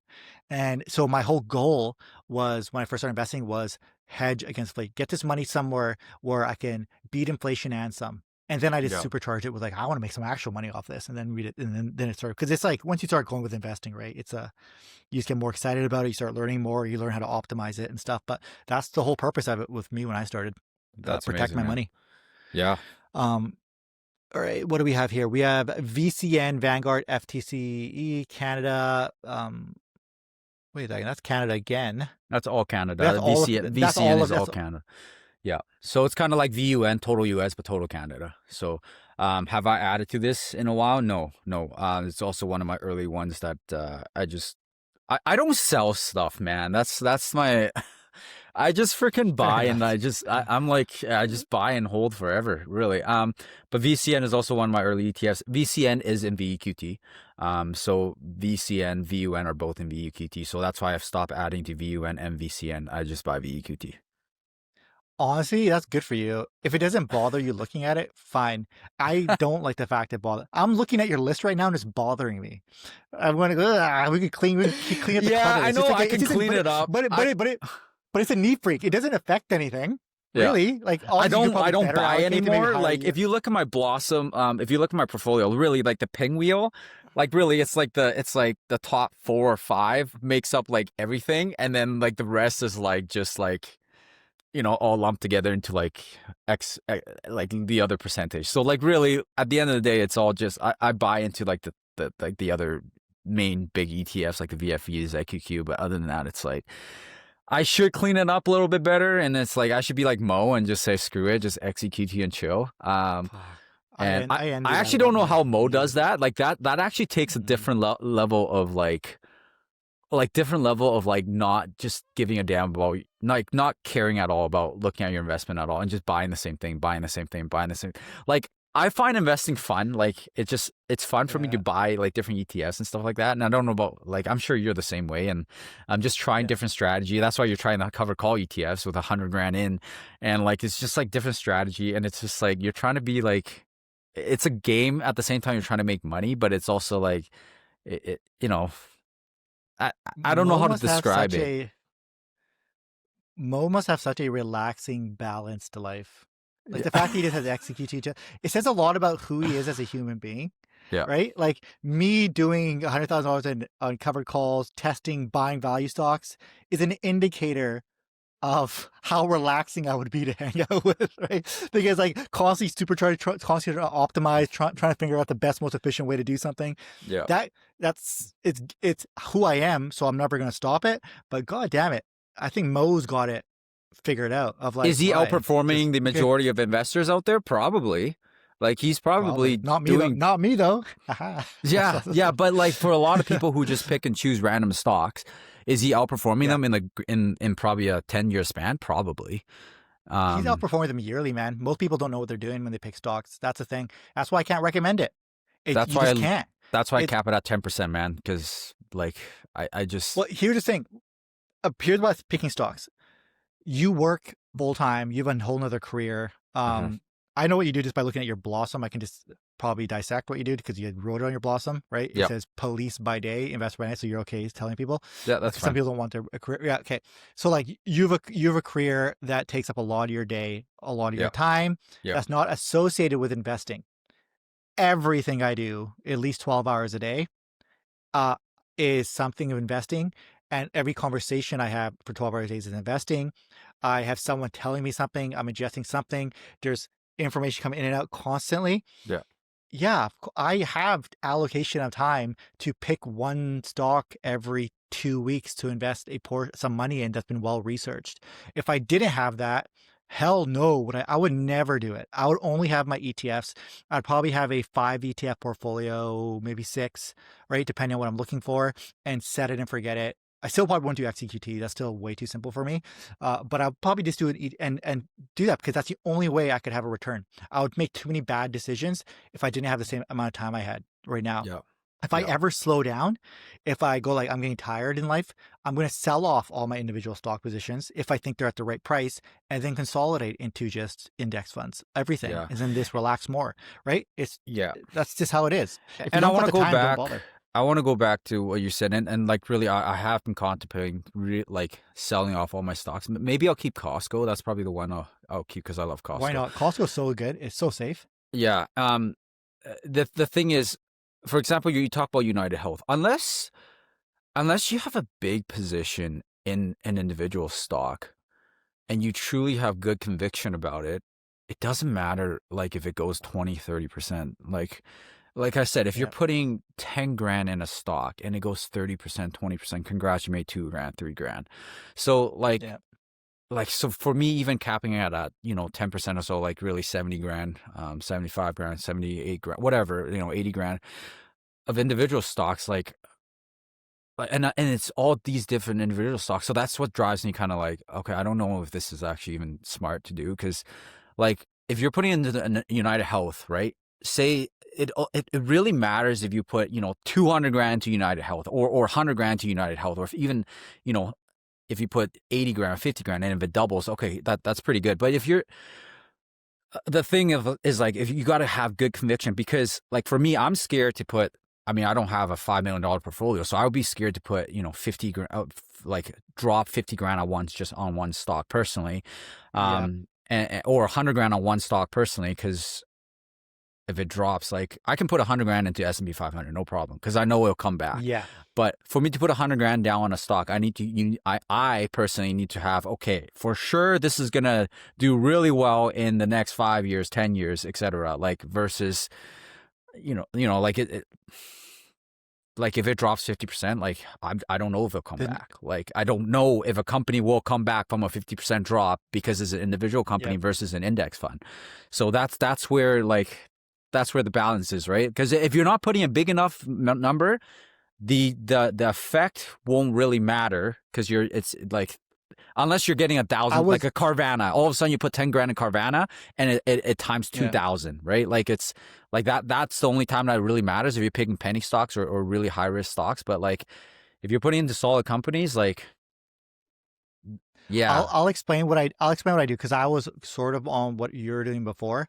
So I made most of my money doing what you just said, of like 100 grand on one stock, yeah, like, and doing something crazy like that. But it was stocks like Meta when they tanked, yeah. and I was in advertising, which means I used Meta. I was in it Hmm. every single day. I was So like, if 2022 there, I was the big drop. you massive. When I think it was at this is a random number. Let's say like $80 or something. It was Yeah, something I bought Meta in horrible. 190, 180 when it, like during the drop, and it was still dropping. But Yeah. yeah, It was like the Apple, because I was living it, right? The iPhone did an update where you couldn't track Meta, the tracking pixel. So if someone visited Facebook, you couldn't track them on the iPhones. It screws up ad revenue essentially. But there's a bunch of stuff. So I bought a bunch of it because I was like, oh, every company I work with has to use Meta for advertising. They're still cranking out cash because like they're still the most efficient advertising platform. So they're just churning out cash. Google had a big drop on them. So like there's stuff like that. So, but now because I have, this was like, I guess before I had my kids, now when I have my kids, I'm like, I can't do that anymore. First off, those were unicorn moments. Like I haven't uh-huh. seen anything like that since. Uh-huh. So what I've done is I've switched my strategy, but I've now the same way I've kind of explained covered calls to you. We buy VOO, VFE. It's a fund, right? Yeah, They have an index that they manage. yeah. I've created my Gary fund, right? So it's basically 30 to 50 stocks in my fund that I've hand selected that are constantly being swapped out, and they have to always beat the S&P 500. And then I have $10,000 allocations. So I have $10,000 allocations on like 30 to 50 different stocks, Dang. right? And that's what I'm literally building up right now. So by the end of the year, like I think I have room to add in like 25 different stocks that I'm just like hand picking right now and adding $10,000 allocations. And the strategy is, if they drop from where I bought them, I add in 5 grand. If they don't drop and they go up, I keep them at 10 grand. I See, actually but buy into positions as they drop. that's what I mean Yeah. by strong conviction on the company, right? Yeah. Like, Yeah. It just takes forever to find them though. That's hard to find. So well, like I especially have in this all these different market. research. Yes. And so I have tons of research tools I'm leveraging. So now I have this Gary fund. And now how has it been performing for me now? I do little things like on Instagram where I'll like show my yearly return percentage. And like in the last 12 months, I'm up like 38%. Okay, I'm that's pretty good. outperforming the S&P 500 with a 100%. 7-figure portfolio. So 38% on 7 figures That's a lot. is big. I could never have got that. I got that during a market crash. I got Mhm. that. It's like that, just like, and that's not even my best performing year, which is Yeah, crazy. It's like during crazy year of up and downs, and that's me just managing my own fund. That's yeah, how I see it. I see it as me being my own fund manager, my Gary Gill fund, and my fund has a couple clients, me and my wife. So we manage our fund, and then I outsource some management to Vanguard. Right, they manage the BFB fund. Then I have another covered call strategy because I can't have employees. I have employees who write covered calls for me on another one, and then I'm gonna start writing covered calls myself just to kind of learn how to do it myself and do that. So I have 4 strategies: writing them myself for like no money because I don't even know how to do it. Then I have pay people to do it for me. Then I have another company to manage a fund for me. But then we have our largest fund, which is managed by our family, our company. That's how I view investing. Like I'm not seeing it now as like I'm gonna invest. It's a business. Everyone's got their jobs, their roles because we're hmm managing money, and it's the same way. Like Bill Gates has a giant investment portfolio. I'm not Bill Gates, but he has a company dedicated to just manage his own money. It's yeah. just his own fun. Like, so I go like, okay, well, that's how I'm. a pebble of Bill Gates, but that's how I view myself. I go, there it is. I got Yeah. Vanguard working for me. I got Hamilton. I got Evolve working for me. I got me running my own company, managing our Gary Gill fund. Like that's how I view investing. And it makes you such a good investor when you just change how you frame it in your mind. You become more Yeah. efficient, more serious. You make really good decisions anymore because it's not like a game of chasing money.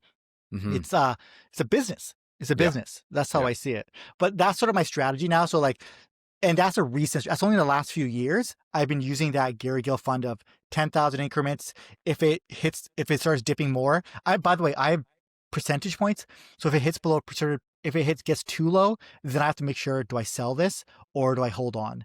And then I have percentage points. If it hits this number, I sell as well. So I've entered exit points on everything I buy, and I'm pretty stringent on them. I don't even ride winners. If something hits, like United Health, when it hits its number, I'm selling even if it keeps going up for the most part, unless I see something drastic where unless it looks like a meta version where it gets converted into a 10-year hold. Then I have to make a decision. But there's a process for all this. They kind of joins the assembly line. Everything gets entered and it joins the process. You are the opposite of Mo. That's what I mean. I'm the anti-Mo. Yeah, because that sounds like a lot of work, man. Like, yeah, but it turns out so much cash. It's more 100%, yearly income than most 100%. Yeah.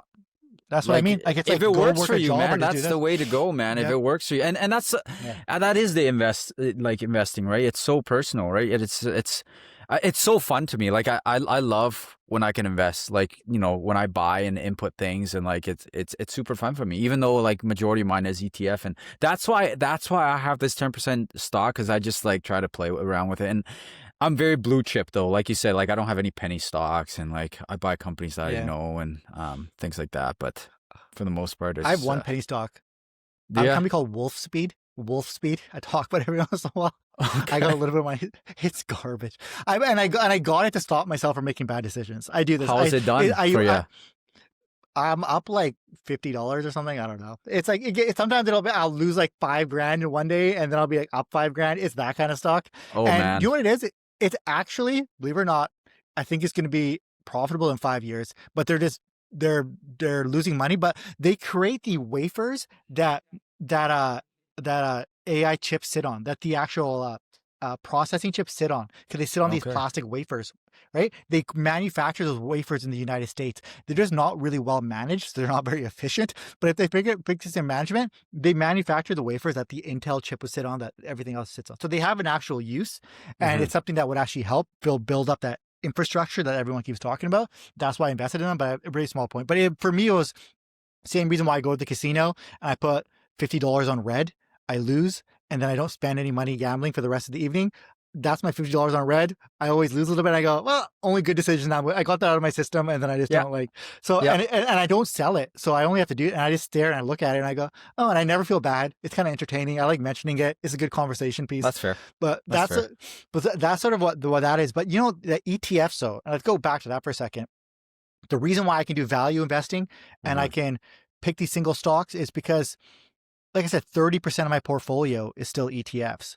I can never buy another ETF, come back, I'm 40, come back at 55, and I got more than enough money just off my ETFs to have the chillest retirement ever. Yeah. I can afford, I started in ETFs. I built up I started with ETFs when I was like, oh, I enjoy doing this. My whole career, my advertising, everything I do is investing. Then I graduated to value stocks.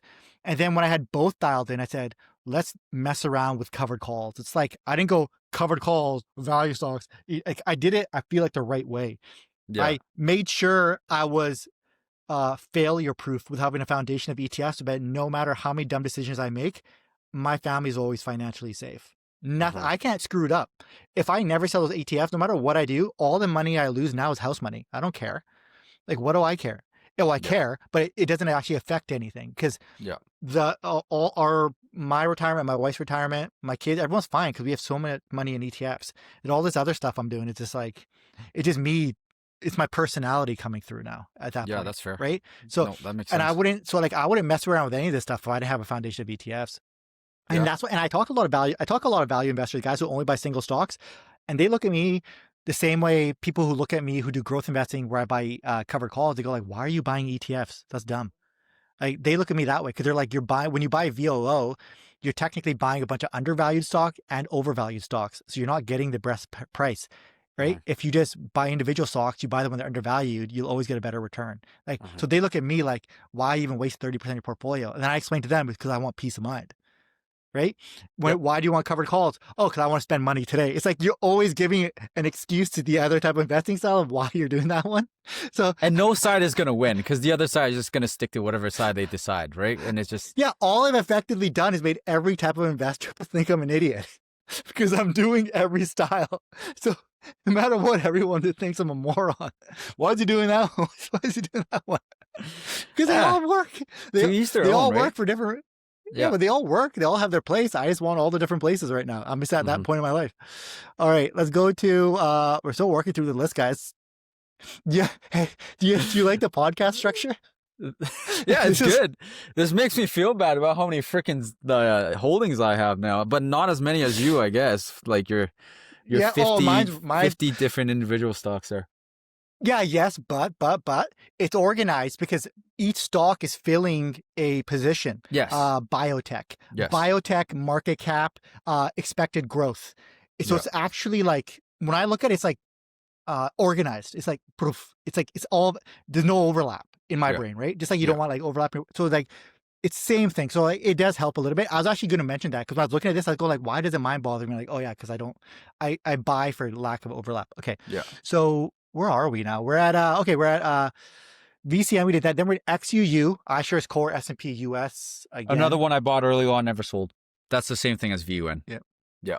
So you got ETH Ethereum. Let's talk a bit about that. I don't own crypto. I'm not a crypto investor, but now Whoa. as of this week, yeah, which is weird. MSTE was my only foray Whoa. into crypto. Okay.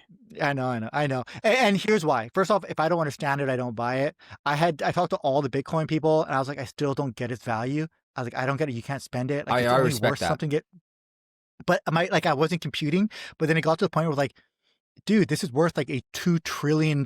It's like one of the largest currencies now on the planet. It is cracked like yeah. It's like now it is too big to fit. It cannot collapse at all now, right? No. So regardless of what I think of it, it's a thing now. It's like holding gold, right? Mm-hmm. No one's using gold to buy clothing, but it's something, right? So, but gold you can like manufacture with, but with crypto, like it's a thing. So that's why now I got like crypto apps. I got all this kind of stuff. Can you help me out a little bit with this? When you buy Ethereum and stuff, are you buying this through a crypto type trading app? Are you just buying a percentage point of a share of Ethereum? Is that what this is? And it is holding on to it. And then if you ever want to sell it, it gets converted. Like, how does this work? Walk me a little bit through how you buy it. I used to have it on crypto.com. And every month I do my updates for net worth tracking, spreadsheet, whatever. So I just hated having to log into Equestria, Wealthsimple, crypto.com, and then my banks and whatever, wife's bank and all that. So I actually transferred it all over from my crypto.com, and then I just opened Wealthsimple and put it in there. And it's under Wealthsimple Crypto. I buy every month, actually. I have a set, it's not a whole lot. I buy $225 every month. It just automatically buys itself. I think I got 21 or 22 grand in crypto right now. Nothing crazy, nothing that I'll lose sleep on if it ever, it's very volatile. Crypto, I've had crypto, I bought Ethereum and Bitcoin 2021. So I've been just buying over time slowly, but, when it dropped there for a long time in 22 there, I did the opposite. I got scared because I went from, I think at one point 15 or 16 grand down to like 3 grand, 4 grand.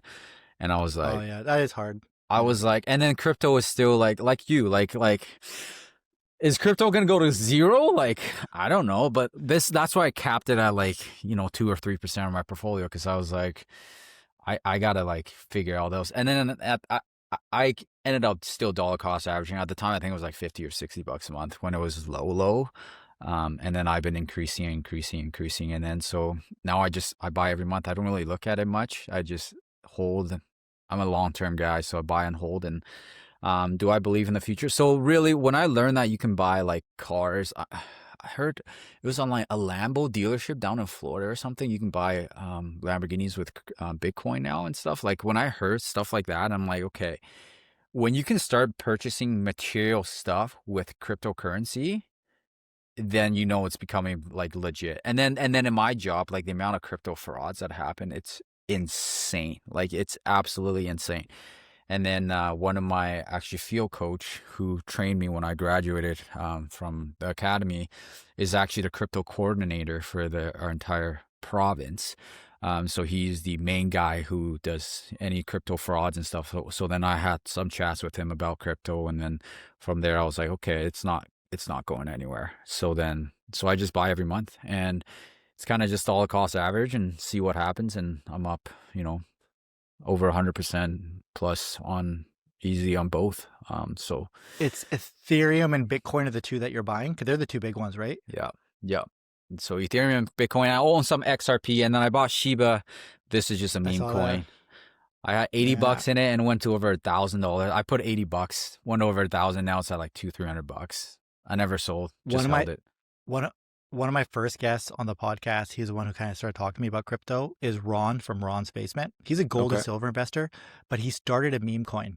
And last Christmas, like 2024 Christmas, he started a meme coin, put like 10 grand of his own money, and he had a big YouTube following. He had like, I don't know, like 50, 60,000 followers. He started his own meme coin?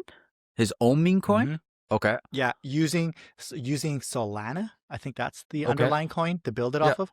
And then he did it. It had a net worth, whatever value of like 10 grand, whatever he'd put into it. He went to bed. He woke up like Christmas Eve or like New Year's Day, like went to bed, woke up. It had a market cap of like $400 million or something crazy. Yeah. Everyone had bought it. Sell? He sold a large portion. And then when he sold it, it started tanking. And because he didn't know, like, this is how he knows like rug nothing. pull. He pulled a rug pull. Yeah. But without knowing, he's a 60-year-old man who knows nothing about crypto. He knows slightly more than me when we were talking. He's just like, yeah, I just did it because I thought it'd be funny. And did he get in trouble? No, because he didn't sell all the shares. He just sold a portion of them. But a portion on that much money is still good, right? So he sold it, and then he put out a statement being like, guys, I didn't know, like, this is how it works. I'm not selling now. He hasn't sold a share since. He actually's bought back shares of it now. Like, that's how he works. His meme coin's called Unicorn Fart Dust.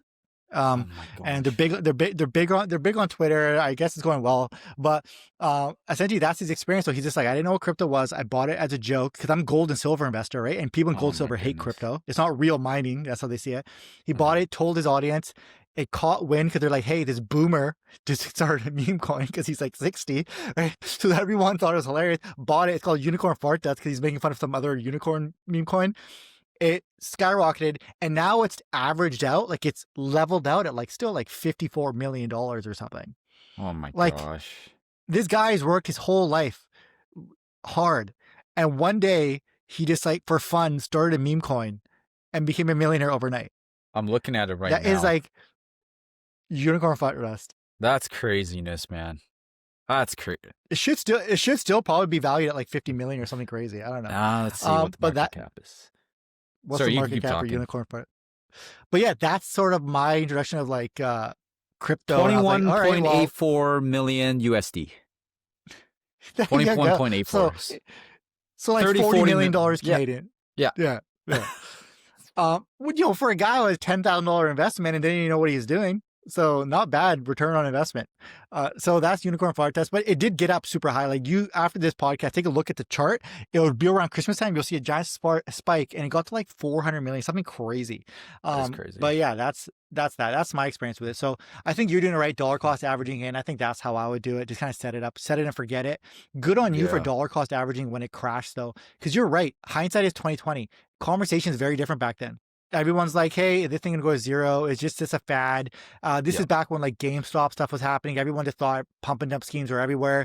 You're thinking, did I just get scammed? Well, this is when the whole Sam Bankman-Fried and his whole thing collapsed there with oh gosh, what was his company again? FTX. FTX. Is it no? Is it FTX? He's in jail though now. He is in jail. He's in jail this now, is 2022, 2023. Yeah, that's when Sam Bankman-Fried, that's the whole crypto scam thing that blew up, and everyone went to jail there, and then the crypto market tanked hard, like hard. And then the CEO of Binance was caught too for fraud, and like just everything was just falling apart for crypto. And then so it was just, so you just didn't know. Like at the time, like it's easy to look back, like you said, see, oh, crypto is gonna come back, but it's like you don't know that crypto's got a history of like 10 years, like at the time, and like Yeah. 10, 15 years, whatever. So it's not the S&P 500. So Yeah. yeah, but Well, okay. Well, I think I'm gonna do what you're doing. Dollar cost average into that position. Probably the same amount you're doing too. Probably a couple $100. Just I yeah, don't know. Just set it and forget I own it, and then hopefully something happens with it in 20, 30 years, and it's whatever. yep, That's a good. Yeah, there you go. That's two things I'm doing that you're doing. And like I said, guys, this is what you get from these podcasts. Like you learn each other's strategies, for sure. incorporate what you think will work for your life. I already got two: XQT for emergency fund, and now dollar cost averaging into crypto. So that's going to help a lot. Now, Royal Bank. I don't know if you dive into this. You got Royal Bank because you're Canadian, and everyone owns a Canadian bank. And you have 10K in that. I'm sure their dividends are pretty decent too, right? All the banks are doing Yeah, well, and Roy's done the really well for dividends me. are okay. Yeah, Here's one that I'm CHPS Global X Artificial Intelligence. Is that an ETF with just a bucket of AI companies? chips. Yeah, semiconductors. Hit all-time highs today, actually. But just semiconductor companies, so it's hold AMD, Nvidia, Intel, like you name it, whatever. Any chip Texas Instruments, so things like that. So TSMC, Taiwan Semiconductor. So it's just all chip companies, and I don't think semiconductor is going anywhere with the AI boom. So I didn't know which No, company to not. pick. Like you, like unlike you, I don't know which chip company to pick. I know Nvidia is pretty safe for most part, but so I just bought Yeah. chips, and so it's I mean, like I said, hit all-time high Do you- today, and Are you going to buy into that more? It's just at an all-time high, so just keep it because it's kind of expensive now, I'll probably, right? market is so frothy, and are we in an AI boom like everyone says? I don't know, and so yeah, I'll see. Like I'll add to chips. I don't think it's going anywhere, but I'm just gonna hold it for now. I'm up, I think 40, 50 something percent on it, so I'll That's just good. so HXQ Global X Nasdaq 100, 1% emergency again in fund. that as well. Yeah, that's the Okay. Oh emergency yeah, fund. Yeah, that's the one that pays zero distribution, so it actually just reinvests into the Nasdaq 100. So I hold it in the non-register. So I was like, for tax efficiency, that's hold something like ZQQ pays out a dividend. So I was like, that's just hold something that's for tax efficiency in the non-register account. I hold HXQ instead. So Nice. SCHD. I used to own this Schwab US dividend, yeah. 0.5%, Yeah, 3.7. Do you so have that it's like a small RRSP or position something? right now, but it's being built up actually. So all my VO dividends, all my Costco dividends from my RSP, I actually just buy SCHD instead. So it's a slowly dividend that's being built up, position that's being built up bigger and bigger. So So SMCI, you sold that. You just told me before our podcast, super microcomputer 0.5, yeah, 3700. Why'd you sell it? I was actually thinking about buying that a while back. I don't know why I didn't, but why'd you sell? so I bought SMCI after the big drop when they came out with accounting errors. I don't know if you know about this. Uh-huh. Last year they flew to like $100 some a share, and then they dropped down to like $20 something in the teens actually. And then That's I probably when I bought was it in looking the at it. early 20s. And then I've been holding it. It's volatile as heck. It goes, I mean, if you look at the charts, it went up to 45, 50, $60 this year at some point, and then dropped back down to the 20s. And I sold in the 40s, so I made a profit, but I was like, I was done looking at SMCI. I was just like, unlike your wolf speed, I pay attention to it too much because I was like, Yeah, I didn't yeah. have, I mean, I think at one point the highest, I think I had maybe 10K in SMCI. So I was just like looking at this, and I mean, it's such a small percentage from my portfolio, but it was occupying my day here and there. And at some point I just stopped caring about it. But then when it went up to like $60 a share, I was like staring at it. I'm like, when should I sell? Should I sell? Should I sell? Or should I hold? And So, because I wanted to go up to like, what if it can go up to like, back to the hundreds, like when back to, that's what I think I was looking at because it had that crash. I was like, oh, what's the potential of this actually hitting back? But the yeah. volatility and back and and, forth, and like, so do you want like Wolfspeed, actually, like Wolfspeed, it's a infrastructure for AI. They build the cooling rack for Nvidia for the Oh, Blackwell okay. chip. So it's a big part of the AI infrastructure. So but it's just Yeah, I sold for a profit and then I just put it into VOO and Costco. So I was like, it was occupying a space in my head that it didn't need to, and I was done with it. So that's why. No other reason. A big a big thing I'm doing now, like infrastructure, is like I talked to Harry Vidalkar. He's a professor of finance here in Interior Canada at one of the universities, and he only invests in well, he doesn't only, but he finds companies that are related to infrastructure that are absolutely critical to keeping this world moving. He's Hmm. like, if there is an AI boom, what's making the AI boom happen? Well, the chips, how the chips get made, what companies make those. He gets down to the root of everything and then invests in those companies. And after that conversation, he kind of lit a fire under my ass. And now that's how that's why research is taking so long, is to find those core companies. Hmm. Also, I'm investing more into energy and stuff. It's like, what keeps the world running? Nuclear energy. What keeps the world running? Hydro. Like, I'm looking at like stuff like that now. It's like, what is fundamental to our planet existing that has to succeed, or else we're So you're all a big, effed. And, big guy of Cameco? yeah, I like Cameco a lot. I haven't invested in them. Right now, my latest investment was Pure Point Uranium, an exploration company, just because I know so much about them, and the drilling results look really good. And when I don't recommend exploration companies for most people, but just because I'm so well versed in this company Yeah. that I feel good about them. And then I know uranium in general, because I've done a ton of research on uranium. They're looking like they might be going to a super cycle where there's going to be a shortage soon. And there's a shortage like 14 years ago where it's just like everybody benefited. So I'm finding uranium opportunity. But yeah, Cameco. Okay. Like Cameco is one of the top dogs if you're going to do it. But even uranium ETFs, invest into those. Global X has got some. Like, there's that I'm going to head into that. I think I'll start making content on that more now in the next few weeks, because that's where Yeah. my research is right now. But I'm trying to isolate out the uranium sector, maybe 2 or 3 more buys in there, in that industry. I just What asked that else? because my buddy bought Cameco in the 30s and he was telling me to buy and buy. It's a Saskatchewan company actually. And Still room, still room for growth, and I was like, because "Ah, I don't know. And now it's in the, I think it's past $100 for sure. Um, but but if it hits a super cycle within the next 2 to 4 years, man, if companies like Cameco, if exploration companies are the ones that find uranium, gold, anyone who's a producer, basically the yeah, whole industry itself, like, it is insane. But all signs, as someone who does a lot of uranium research on my end, looks like we're heading towards that, because there's an issue that's happening where they don't have enough not enough mines are being created to fill the uh demand of uranium that's needed to keep the world running. So we're running into a potential supply shortage. And that's okay, when the prices, that's where it becomes like $300 per pound of uranium. Like, the prices skyrocket.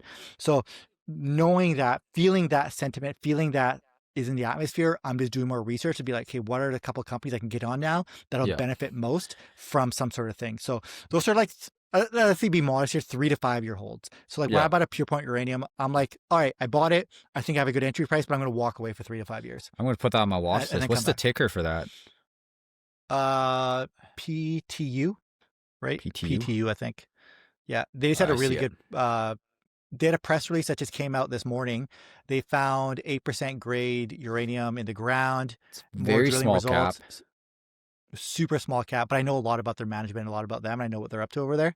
They're just a great team, and I feel like on the brink of a large discovery, because they keep drilling holes, getting closer and closer and closer to a uranium deposit from what it looks like. So I'm Okay. like, all right, great. And when they did their first drill result release, the price went from like 20 cents up to like 54, like they doubled.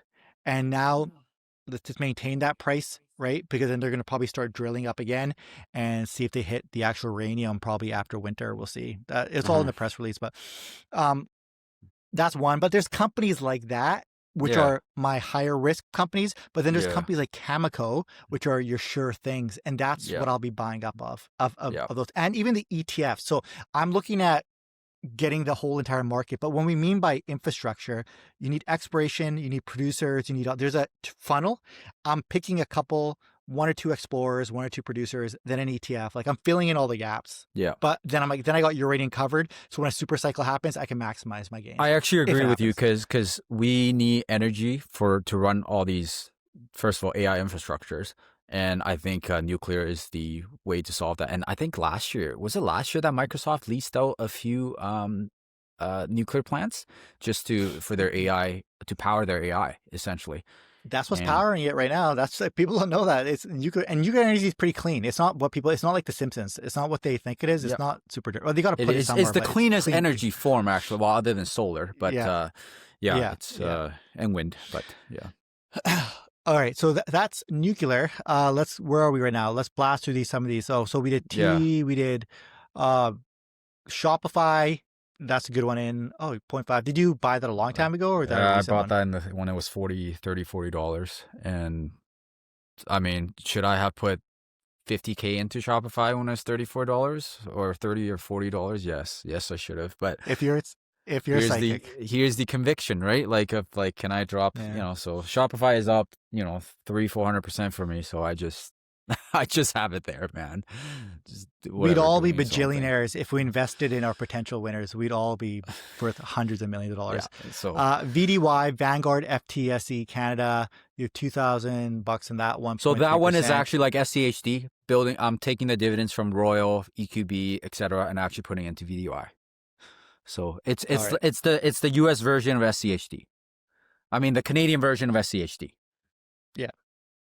TD, Toronto Dominion Bank, outside of them having a really weird thing for their checking accounts of having to hold 6K, which is never heard of that. I do RBC. Yeah. They don't have anything weird like that going on. What? Um, I'm pretty sure RBC has a minimum in checking account. Maybe I just never gone that low, so I don't know. But I'm just saying, I don't know. No, I don't go that low too I, because I don't want to get hit with but I'm just pissed off at holding that much cash in a checking account, collecting 0% interest. That's where I get annoyed at. But I don't think they do, just because I don't know. do you hold a lot of cash in your checking? At any time in the year, I'll have between $5,000 and $30,000 fluctuating. Okay. Depending on what I'm up to. Yeah. But I try to keep it around 10. 10 is where I try to keep it. That's where I'm at. So, but why not have 10 in Wealthsimple's checking and earn 2.75%? Right? That's where I'm at. So I know, but it's just fluctuating. Like when I'm like randomly buying things, it's going up and down. Like I'm trying to keep it down to 10, like whatever. But like sometimes it's just for whatever reason I have a lot for 2 weeks. I have a lot, but then I immediately get spent on something. Like it's like life. So TD is a small position. I used to have a bigger position in it, and then I sold out to buy other stuff. But banks done really well. All banks have done really well this year, actually, in Canada. Super good. Yeah. So I wonder what's going to happen with that, because they're doing too well. Whenever something's doing good, I'm like, is there an inevitable pullback on all this? Because like even like Evolve has a bank ETF that's doing really well for covered calls. I'm like, it's doing too well for a covered call ETF, so I haven't bought in yet. I'm like, I need this price to crash a bit. Like that's a growth in me. I don't like buying things on the way up. I hate it. I agree with you. So like I'm like, oh, it's doing well. I don't want it. I like it's doing discount. Poor. This is what I. Yeah. So like I'm not buying into permanent positions that I want because like they're healthy. So I'm like, I don't want it right now. I gotta wait till it gets corrected or something. There's some sort of pullback. So I'm waiting on that right now, to be honest. But I want to buy bank from Evolve. POW, Power Corporation. Yeah, Power Corporation is a big insurance financial company in Canada. It actually owns Wealthsimple, over 50% of Wealthsimple. Owns CI Financial, it owns a bunch of like different finance companies in Canada. I think market cap 45 to $50 billion. So I mean, it's done phenomenal this year, actually. Of course. So I think I'm actually going to increase my Power Corp. The whole sole reason why I bought it is because I'm such a fan of Wealthsimple. It's up 29% year to date. I'm such a big fan of Wealthsimple, and it owns a big part of Wealthsimple. Like if Wealthsimple ever goes IPO, like I'm definitely investing a big chunk of. I looked at that too. I was like, I wonder if they're. Do you know what? Only thing I didn't like about Wealthsimple is you can't set up. My brain is frozen. Non-formal trust accounts for children in Wealthsimple. Okay. So a non-formal trust is just basically an investment account for your kid that gets transferred into their non-reg when they turn 18. And when I was researching how to set it up, Wealthsimple didn't have the option. Questrade did. I don't know. I don't know why, because they're so massive. Unless I missed something. They're still new. When my first kid was born, Wealthsimple didn't have RESP. They have managed RESP, and I was like, screw being managed. So that's why I actually have Questrade. So Questrade is all their RESP and stuff in Questrade, and then. But yeah, it's weird though. You would think that Wealthsimple would have everything because they're Like They half the have people are using they Plus Blue. have DIY RESP now, but they didn't at the Yeah. time when I first started. So, Mm. but yeah, I think it's I a like Wealthsimple though, anyways. yeah, I yeah. think they're the easiest to use platform out of everybody.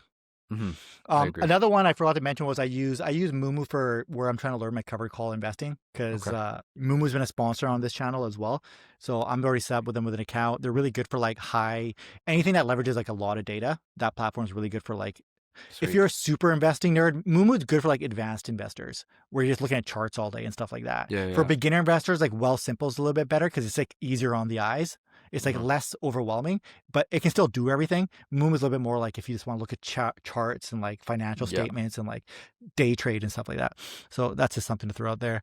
Okay, BMO, Bank of Montreal. Yep. You basically have your own little bank fund here, don't you? Right? I You just do. got all the which is a way to do it, I think. Why pay? There's not like that many banks in Canada. There's like the big five or something. Own them and not pay, don't pay the expense ratio. There's no Yeah, point. Yeah, yeah, no, no. yeah. Um, WAL, and like I said, I want the bank ETF because I just want that company to write covered calls on my behalf. Like Yeah, that's what we pay them. yeah, WAL, Western Alliance Band Corporation. yeah. What's that? So, this is actually a what is it? A small bank in the States is what they call it. A regional bank in the States. Remember that Silicon Valley Bank when they crashed? Mm-hmm. Remember in Yeah. 2023, I think when it Calls crashed. every and they cause every bank to crash right after. Every SVB bank was on when sale after. SVB crashed, all regional Yeah. banks crashed in the States, and so I scooped this up at the time. I'm well of oh, I'm yeah, I'm up a ton on this bank. I put a little bit in at the time, but I mean, I'm just collecting dividend at this point. But yeah, it's my yield on cost is probably like I don't know at this point probably 20%.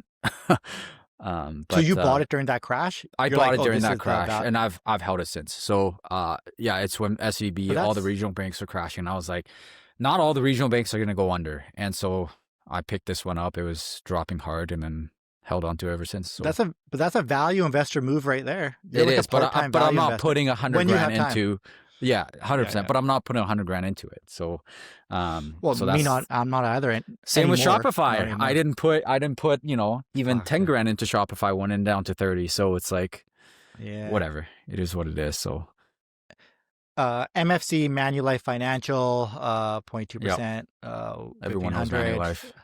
Yep. Done really well for me as well. BTCC. You bought the BTCC Purpose Bitcoin ETF. I wish I bought that when it got launched. It skyrocketed, didn't it? Right after. That Yeah, was just so wild. You have a little bit in there. that's actually my TFSA, and it's I mean it's not a big position by any means, but it's also just part of the Bitcoin whatever. I don't add to it Uh-huh. because I actually allocate Bitcoin to the actual crypto portfolio now, Bitcoin. but Yeah, yeah, that it's makes just in sense. my TFSA. It's just gonna sit there actually because I think Bitcoin is actually gonna keep rising over time. So I'll let it increase my TFSA room. What about Fortis? You have FTS. You have a small position in I need to Fortis. sell that. That's just a dividend play Yeah. early on. I got like freaking $600-700 in it. It's like useless. I mean, it pays dividends, but I Then don't we really have care for it. Shibu Inu, the meme coin. You have a. I don't even know. It doesn't have a number. I don't even have a number value here. You have a little bit on No, this just because it's got you thought it yeah, was that's funny. $300 maybe in it. That's the one that I put $80 in and went to $1,000, and then now it's down to like 300 $300 or something like that. So What about ADA Cardano? That's your last one. That's number 31. We just went through 31 people. Cardano holy ADA. smokes, man. That's What is also that? the Cardano is a crypto. I'm down like 50% on it. I haven't bought into it. I have like nothing in it. I need to sell that and buy it. Again, this is like, thank you for bringing all these up because I need to sell I'm gonna sell Cardano and Fortis. I think those are the two because like it's like what's Dude, useless holding these little positions that's just occupying like another hey, spot, like you're saying, like you you know you have too many when it takes you 2 hours to explain all your positions. We've been talking 2 hours, walked around, walk you through your position. Obviously, we've sidetracked, but yeah, that's a lot. But I do. Here's how I see your stuff, your portfolio: fundamental index ETFs, all great. The ones where there's overlap is just because you bought them early, right? Some of your and you don't care. You're like, I'll just hold them. But overall, you have a great fundamental ETF portfolio. A couple of hand selected ones like Costco and stuff, which are all just perfect, perfect. Like that's exactly how you buy single stocks. And then you got exposure to crypto. You're doing crypto I guess the way I should be doing it, which is dollar cost averaging into the actual coin itself, Ethereum and Bitcoin, the big two. Um, what a good strategy. Future proof. Crypto makes you kind of future proof in that way too, as well as your strategy. I don't know. Overall, good, right? There's nothing there other than just one too many, but it's fine. It doesn't hurt. None of you. Your too many is only if you care. Like Yeah, but your too the many is too not. many makes Yeah, up like 20% of my portfolio. Like that's what like a lot of the ones you're reading are yeah, 25%, but like a lot of ones you're reading are like 0.8% of my portfolio, 0.7% of yeah. my portfolio. So like the big takeaway I guess is the main ones are the big ETFs that we mentioned in the beginning. They're like the Nasdaq 100, the VFVs of the world. Like that's like the big part, and then yeah, so I, that's where kind of like the big play is, and that's gonna continue make up the majority of my portfolio as I keep adding. And XAW, like I said, it's gonna be a big part of that. I'll let you go in a bit because you've been really gracious Hmm. with your time. But I do have some other stuff I want to ask you about. So Yeah, you bet. you're a busy guy.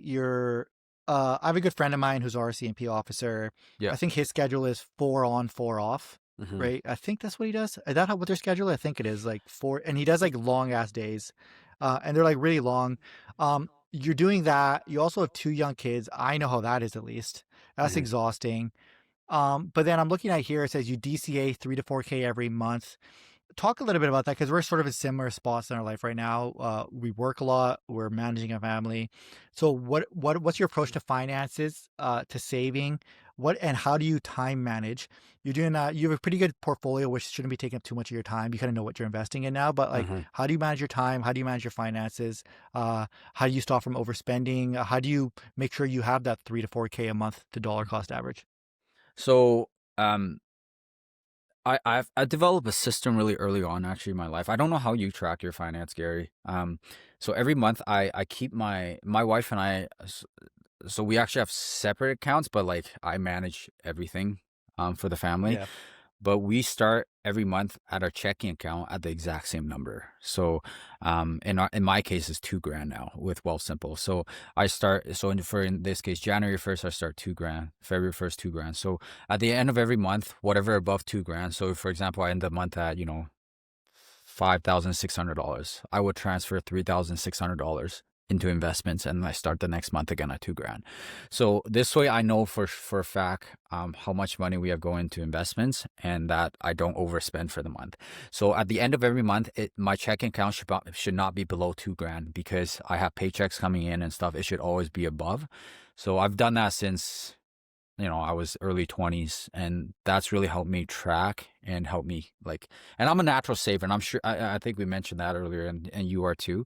Um, and then I think I, not having car payments, not having credit card debt, Yeah. not having any consumer debt to begin with, period, is massive. And then, so I actually live, and I told you this, I live in Saskatchewan. So I got posted by the RCMP early on in my career to Sask, and we want to eventually go to Alberta. That's kind of where we want to settle and end up.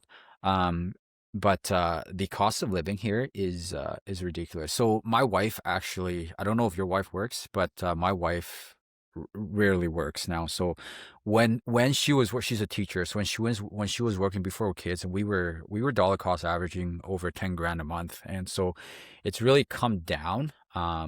Like from our peak to now just 3 or 4 grand a month now. And so just because with kids and stuff, and that's just, the lifestyle we choose. And, but the early on portfolio is now just compounding for us. So we're not as worried about finances anymore, like you said there. And then Yeah. just time management, like now, like really it's just anything excess. Like I'm still very frugal, but like spending money, I'm more open to spending money and like buying things. And my wife will tell you that as well. It's just because now the portfolio is big enough that it's kind of doing its own thing now. And then, Yeah. yeah, and then so living in Saskatchewan, our cost of living is significantly lower than somewhere like the Lower Mainland. So, um, I live really close to That's work, so brutal. I actually walk to work. It takes me 15 minutes to walk to work. So I don't drive to work. I mean, we have two vehicles, but um, my my I bought my house. I mean, it should be worth just 500,000. Give 500 some now, but I bought my house for 345 4 years 3 years ago. 3.5, 4 years ago. Um, and 345, and it's got a double garage, a huge yard, and 5 bedrooms, and it's $345,000. And you That's cannot get amazing. a condo for that price in Surrey, the Lower You Mainland. got that 3, 4 years ago too, because nothing was cheap 3, 4 years ago. By the way, you're talking those prices that you paid is like Vancouver prices 15 years ago. Oh no, Yeah. So Surrey and prices. my You house were has gone up. So the place I'm living at, all the houses have gone up. So now I mean equity in the house. I think I'll have 300 some thousand in equity in the house. So then when we move to Alberta, we'll take that and put it into the next house.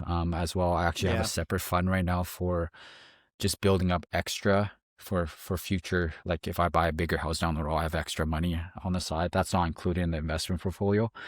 yeah. So like I have the whole plan is to retire when I'm 40, 42 to 40, 42 hopefully. Max I'll work till 46.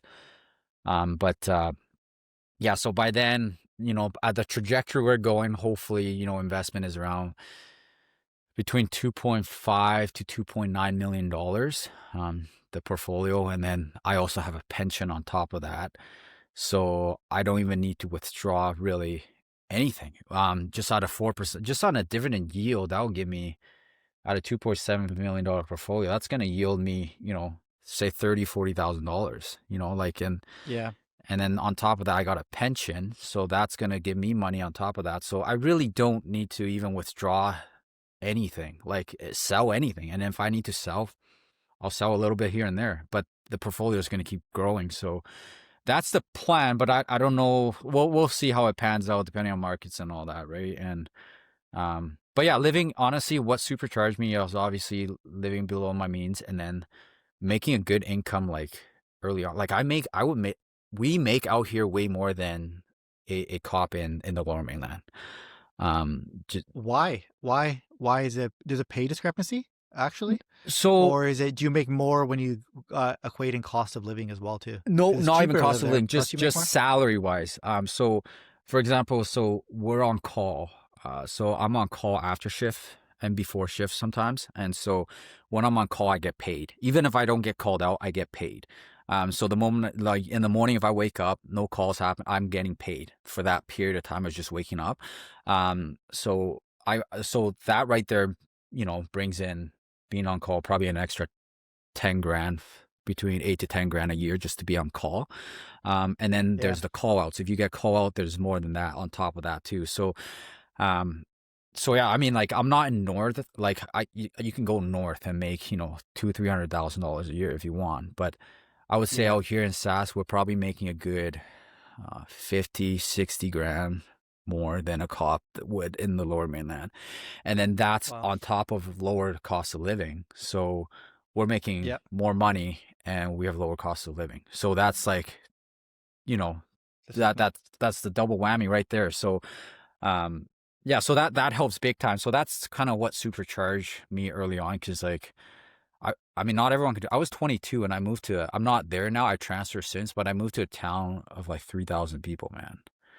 Wow. And like I mean they talk about sacrifice, but like I was 22 years old. I grew up in the Lower Mainland where my high school was over 1,000 people, and I moved to a town of 3,000. And like what do you do? Like Was it I just was you working there? Was it just you by yourself as the no, we had only a detachment RCMPs? of a commander, a supervisor, and there was six of us, six constables, and so there was eight of Wow. us, eight cops policing this town, and little surrounding towns too. And you're Yeah. 22 years old. What do you do? Like your rent is like $500 a month, and so you're like freaking you're making six figures at 22 years old. Like, and this was like 10 years ago, right? And making six That's figures at yeah. 22 years old, and you know, 10 years ago, inflation wasn't as high as it now, and six figures 10 years ago was also a lot more than now. So like, all you do is save money, and I had roommates too. So like you're not. I had no bills, man. So I just invested. Like, Well, you're responsible, so you invested. 22-year-old me, if you gave me $100,000, you'll find me I don't know, on a beach Yeah. somewhere in Cabo, getting And you fired know from my what? job, And getting like, fired.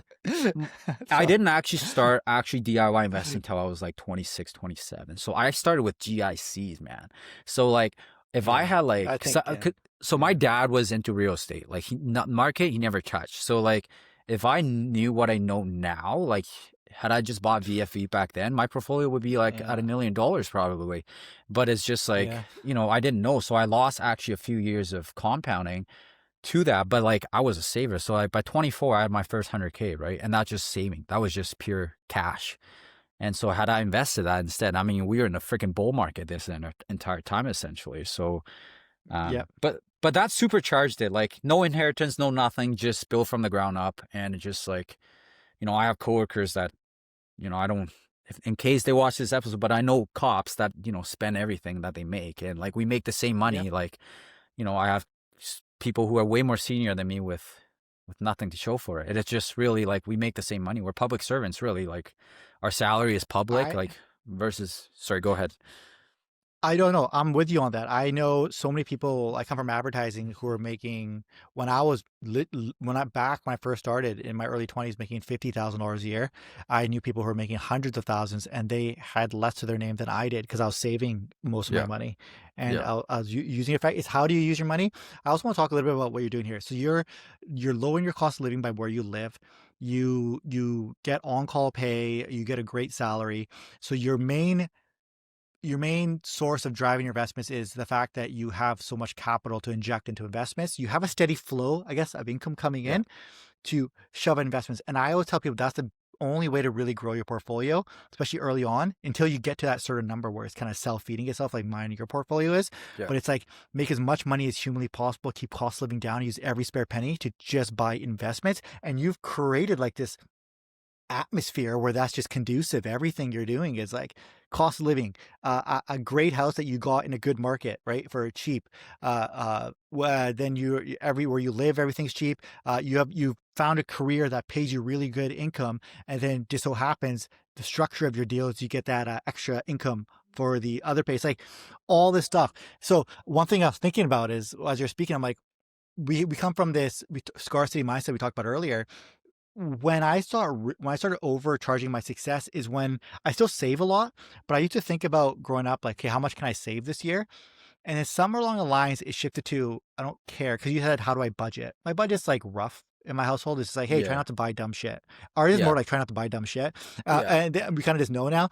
So I'm it kind kind of of ends like that there. too. I don't have like a Yeah, specific category for each thing, like some people, she, but my wife knows what's dumb, and I know what's dumb. We just kind of stay away from it. But really, when I look at budget now, I'm actually thinking, how much money can I make this month? Because I own my own business, so I'm actually competing against myself to see if I can make more money month over month, year over year now. uh-huh. That's where my brain is. I actually don't That's think about how awesome. much I save anymore. I only think about how much did I make. So like even this month, I'm like, okay, how much did I make in August? I go, oh, that was a good month. So now I'm thinking, can I beat that in September? That's how I think. So I'm Yeah. always just trying to beat that number. So I really don't think about it anymore. It still bothers me when I see something dumb on the bill. Like, what is this? It's like, oh, it's like, okay, See, whatever. that's But an yeah, entrepreneur right there, right? That's having your own yeah, business, right? You're trying to grow sales. yeah, I can't, like, obviously my yeah. salary is pretty, like, unless I pick up overtime or something like that, it's going to be pretty consistent the whole time. Like, I mean, I don't have to, it's different stress, right? Like, I don't have to deal with, hiring employees or dealing with shitty customer or whatever. Like, sorry, go ahead. But you get that thing, because I told my friend was an RSP officer. Gosh, you mentioned it, that thing, the pension, is that what you get, Pension. right? Yeah. When you retire? Yeah. Yeah. Okay, RSP gets a very generous pension, Correct. Yeah. when they retire, where it's good enough. It's like that alone is really, really good.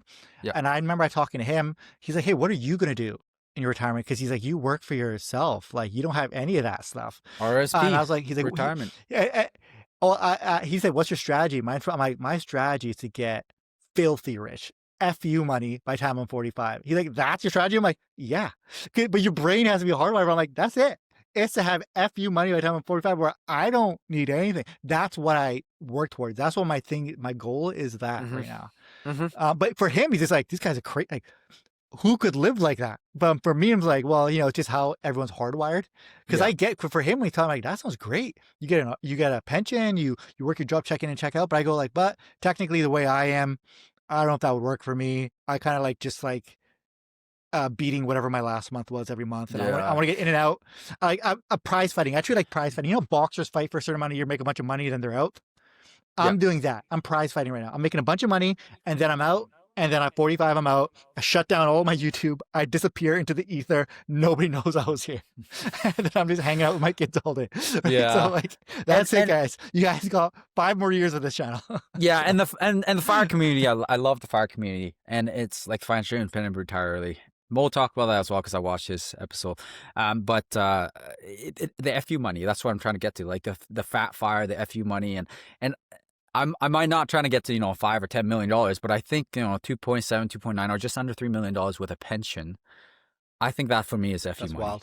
wild. And so, you know, like that's guaranteed. Pension is guaranteed money. It's indexed to inflation as well, right? It's, So it's my great. my monthly income is always going to go up every single year. So it's like I don't know, man. That's my FU money, and it's like if I can hit that in my 40s, like as a cop, like, Can, you know, I think so that's pretty good. cops can retire early. They can retire early at like 40 something. There's no like working till you're 60 like other careers. Like I don't No, know how it so works. this is Actually, the catch though, right? If you're not financially fiscally responsible, so our max pension is 35 years with 70% of our salary for life. So, and then 24 years in a day is actually 50% of our salary for life. So if we're making, you know, 120 grand, 130 grand, so then it's, you know, 65 grand or 70 grand for life, adjusting to inflation as well. So, that right there, like say it's 50% of my salary, so 65 grand or 70 grand, which doesn't sound like I mean, it's good, but it's not, you know, it's not lavish like by any means. But if you're mortgage free and you got an investment yeah, portfolio pumping out money as well, that's more than enough. But with that said, a lot of people are not financially responsible. So when they hit 25 years or 24 years or whatever service, they can't just lose half their salary. That's the issue. yeah, Like if they still have a mortgage and they still got car payments and they still got Visa cards, like, you know, credit card, whatever, debt and stuff, they can't just say, hey, you're going to make 100 plus grand and then now you're going to dumb it down to half your salary. They can't afford that lifestyle. And so a yeah, lot of them either keep going or they retire and they come back as like a reservist and they keep working with them in the police force. And then so like it's like any job. Like if I all of a sudden say, hey, tomorrow you're going to lose half your salary, a lot of people won't be able to survive, regardless how much they make. yeah, You could be a freaking NBA player making, you know, $10 million and then say, hey, tomorrow you retire, you only get $5 million. And some of them would be like, I can't afford that. So oh yeah, yeah. it's, yeah. So that's kind of what it comes down to. Like, so we have a pension, but it's like, if you're not responsible during your career, you might not be able to just survive off that. Yeah, that's a So fair point. That's unfortunate though, because like I feel like sometimes I'm in my position, like I learned about investing through luck, through advertising, getting clients who are publicly traded companies, so I fell into it. If I yeah, didn't have that experience, I wouldn't even have a portfolio. I don't think. Like I just I, wouldn't have known about I it. can't imagine. I Like, I would just have like cash. Like, obviously, like I would have GIC same, probably just sitting in cash. And just same. it's so life changing. Like, I actually. I don't know about you. Do you talk investing with like your friends and like, or like just like bring up I investing I or try, financing but your I try, topic? but they watch the show now, which is nice, but like they never cared about it. And like I Yeah, said before, I'm like I started the channel to get them to actually. I started the channel to get my friends to invest yeah. because they But never I'm cared. just They didn't like want to talk very about it with us. passionate about finance and like I'm very passionate about like so Yeah, my Blossom posts. I love posting in Blossom and like talking about it and stuff like that and like the finance stuff. And it's yeah. just like it's life changing, man. And it's so cool to be able to see your portfolio grow and like outpace inflation. Like at the end of the day, they outpace inflation. Like I try to explain this to my friends because like my friends aren't like they don't care about finance and like we all grew up together and just to like tell them like guys I don't like I'm not someone who's trying to buy nice big things, but you have to understand like I because I know what it's like to be poor. I'm like I obsess about money so I don't have to worry about money. yeah, That's what money's value is. I yeah, never wake up worrying about if I can buy. I never. It's been forever since I worried about a bill, or can I, like, I don't even remember last time I worried if I could afford something. Not because I'm lucky, is I worked hard to be in that position, so I'll give myself a little pat on the back. But like, that's the whole point of it. It's like I don't have to worry about shit. And the Uh-huh. reason why, and this channel exists, why talking to you, is you want to give that power to everybody, because through financial planning, financial responsibility, some simple investing like buying index funds, regardless of income, everybody can be in that position. Yeah. Live within your means, max out your TFSA, buy XQT or VFV, and chill. And just live below your means, and you will never worry about money. When I was making under 50K a year, I never stressed out about money because I always lived under my means. I drove a broken down car. I paid dirt cheap rent. Me and one other guy lived in a crappy 1 bedroom where we split the rent. And I just drove this broken down car that I paid for in cash. Yeah. And I That's the bought key. bare minimum groceries. And I just did that. And I did that for years while I was building my career up, Yeah. right? And I did not care how I looked to girls. I did not care about anything. I was like, I met my wife in my Toyota Yaris. So it clearly did not affect me in any way. I still own that car. It's still parked in my driveway. I don't drive it anymore, but it's still there. And when I finally upgraded, I bought a Toyota RAV4 because I was like, oh, I'm having a kid. So I bought that in cash because it was safer than a Yaris, right? Like, I was like, that's how I operate. It does not You're matter. so similar to me. I still have my first vehicle out of my driveway too. The other one is a truck, but I have my Ford Taurus in my garage right now. So that's I can't sell it. It's like I'm putting myself for a emotionally couple attached grand. to it, man. Like it's a Yeah. little shitty car, but it's like, I took my wife on a first date in that vehicle, and it's just like Yep. bought it for dirt cheap as well. And it's just, but you know what? You and I are in the same position now that, like, honestly, if we don't invest a single dollar now, you'll still be fine. And it's Yeah, just that's like it. that's such Yeah. a cool place to be in now. And it's just like wife and I, like I talked about, we want to maybe move to Alberta down the road, and Alberta house, like if we want to get a decent house, so we're looking at probably $800 to get a nice house, a nice like so Still. similar to ours, but like so we're like if we get an $800,000 house, we're gonna have to invest like a little bit less than obviously than what we're doing. If my wife still doesn't have to work, but we're like. But I'm like, even if I even invest a little bit less, like I still want to be able to max out my TFSA every year, whatever. But I'm like, but that's okay. Like, if I don't put any more money into my non-reg extra, like I don't even need to invest in the non-reg anymore, just TFSA and RSP. That's it. And then maybe, hopefully, RESP as well. But like, we'll still be okay. Like, even by the time we're 45, like 46, like we'll be multimillionaires still. Like, we'll be totally fine. And that's such a cool thing to think about, and like to be in, like, and you're in that same situation as well. And then, but not very many people are in that situation, especially still in your 30s. And like, like it's a cool, like when your investment income for the first time, like 2 years ago when the market went up 26% was the first time that my investment generated more money than I brought home, like that year. And I mean, Yeah. 26%, that's not going to be every year. Like I'm not individual picking like you with your 38% return, but like, Yeah. but for the first time, like for a whole year, my investment is generating more money than I did my job. And I'm like, this is and most Yeah. of that is after tax money too, because the TFSA.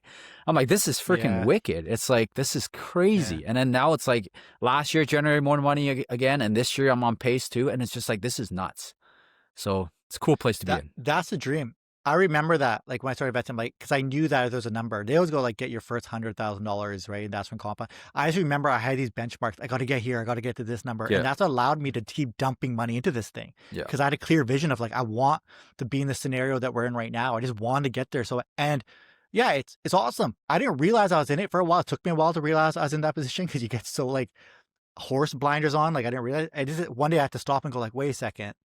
Well, we built a bunch. I'm actually in a good position. Let's take a deep breath and try to enjoy Yeah. this. Like you're just so focused on the endpoint that I was Yeah. probably living like that for a few years before I actually like accepted the fact that like, oh, I actually set out to achieve what I wanted to do. Like it took a while for it to actually hit Yeah. me, but it was my driving force for years of like, this is why I'm saving. This is why I'm not spending. It's because I want to get to that point where compounding takes over. I can sit back and then I can just do other shit and not have to worry about being 65, trying to work a part-time job, scrambling for cash because I didn't do it now.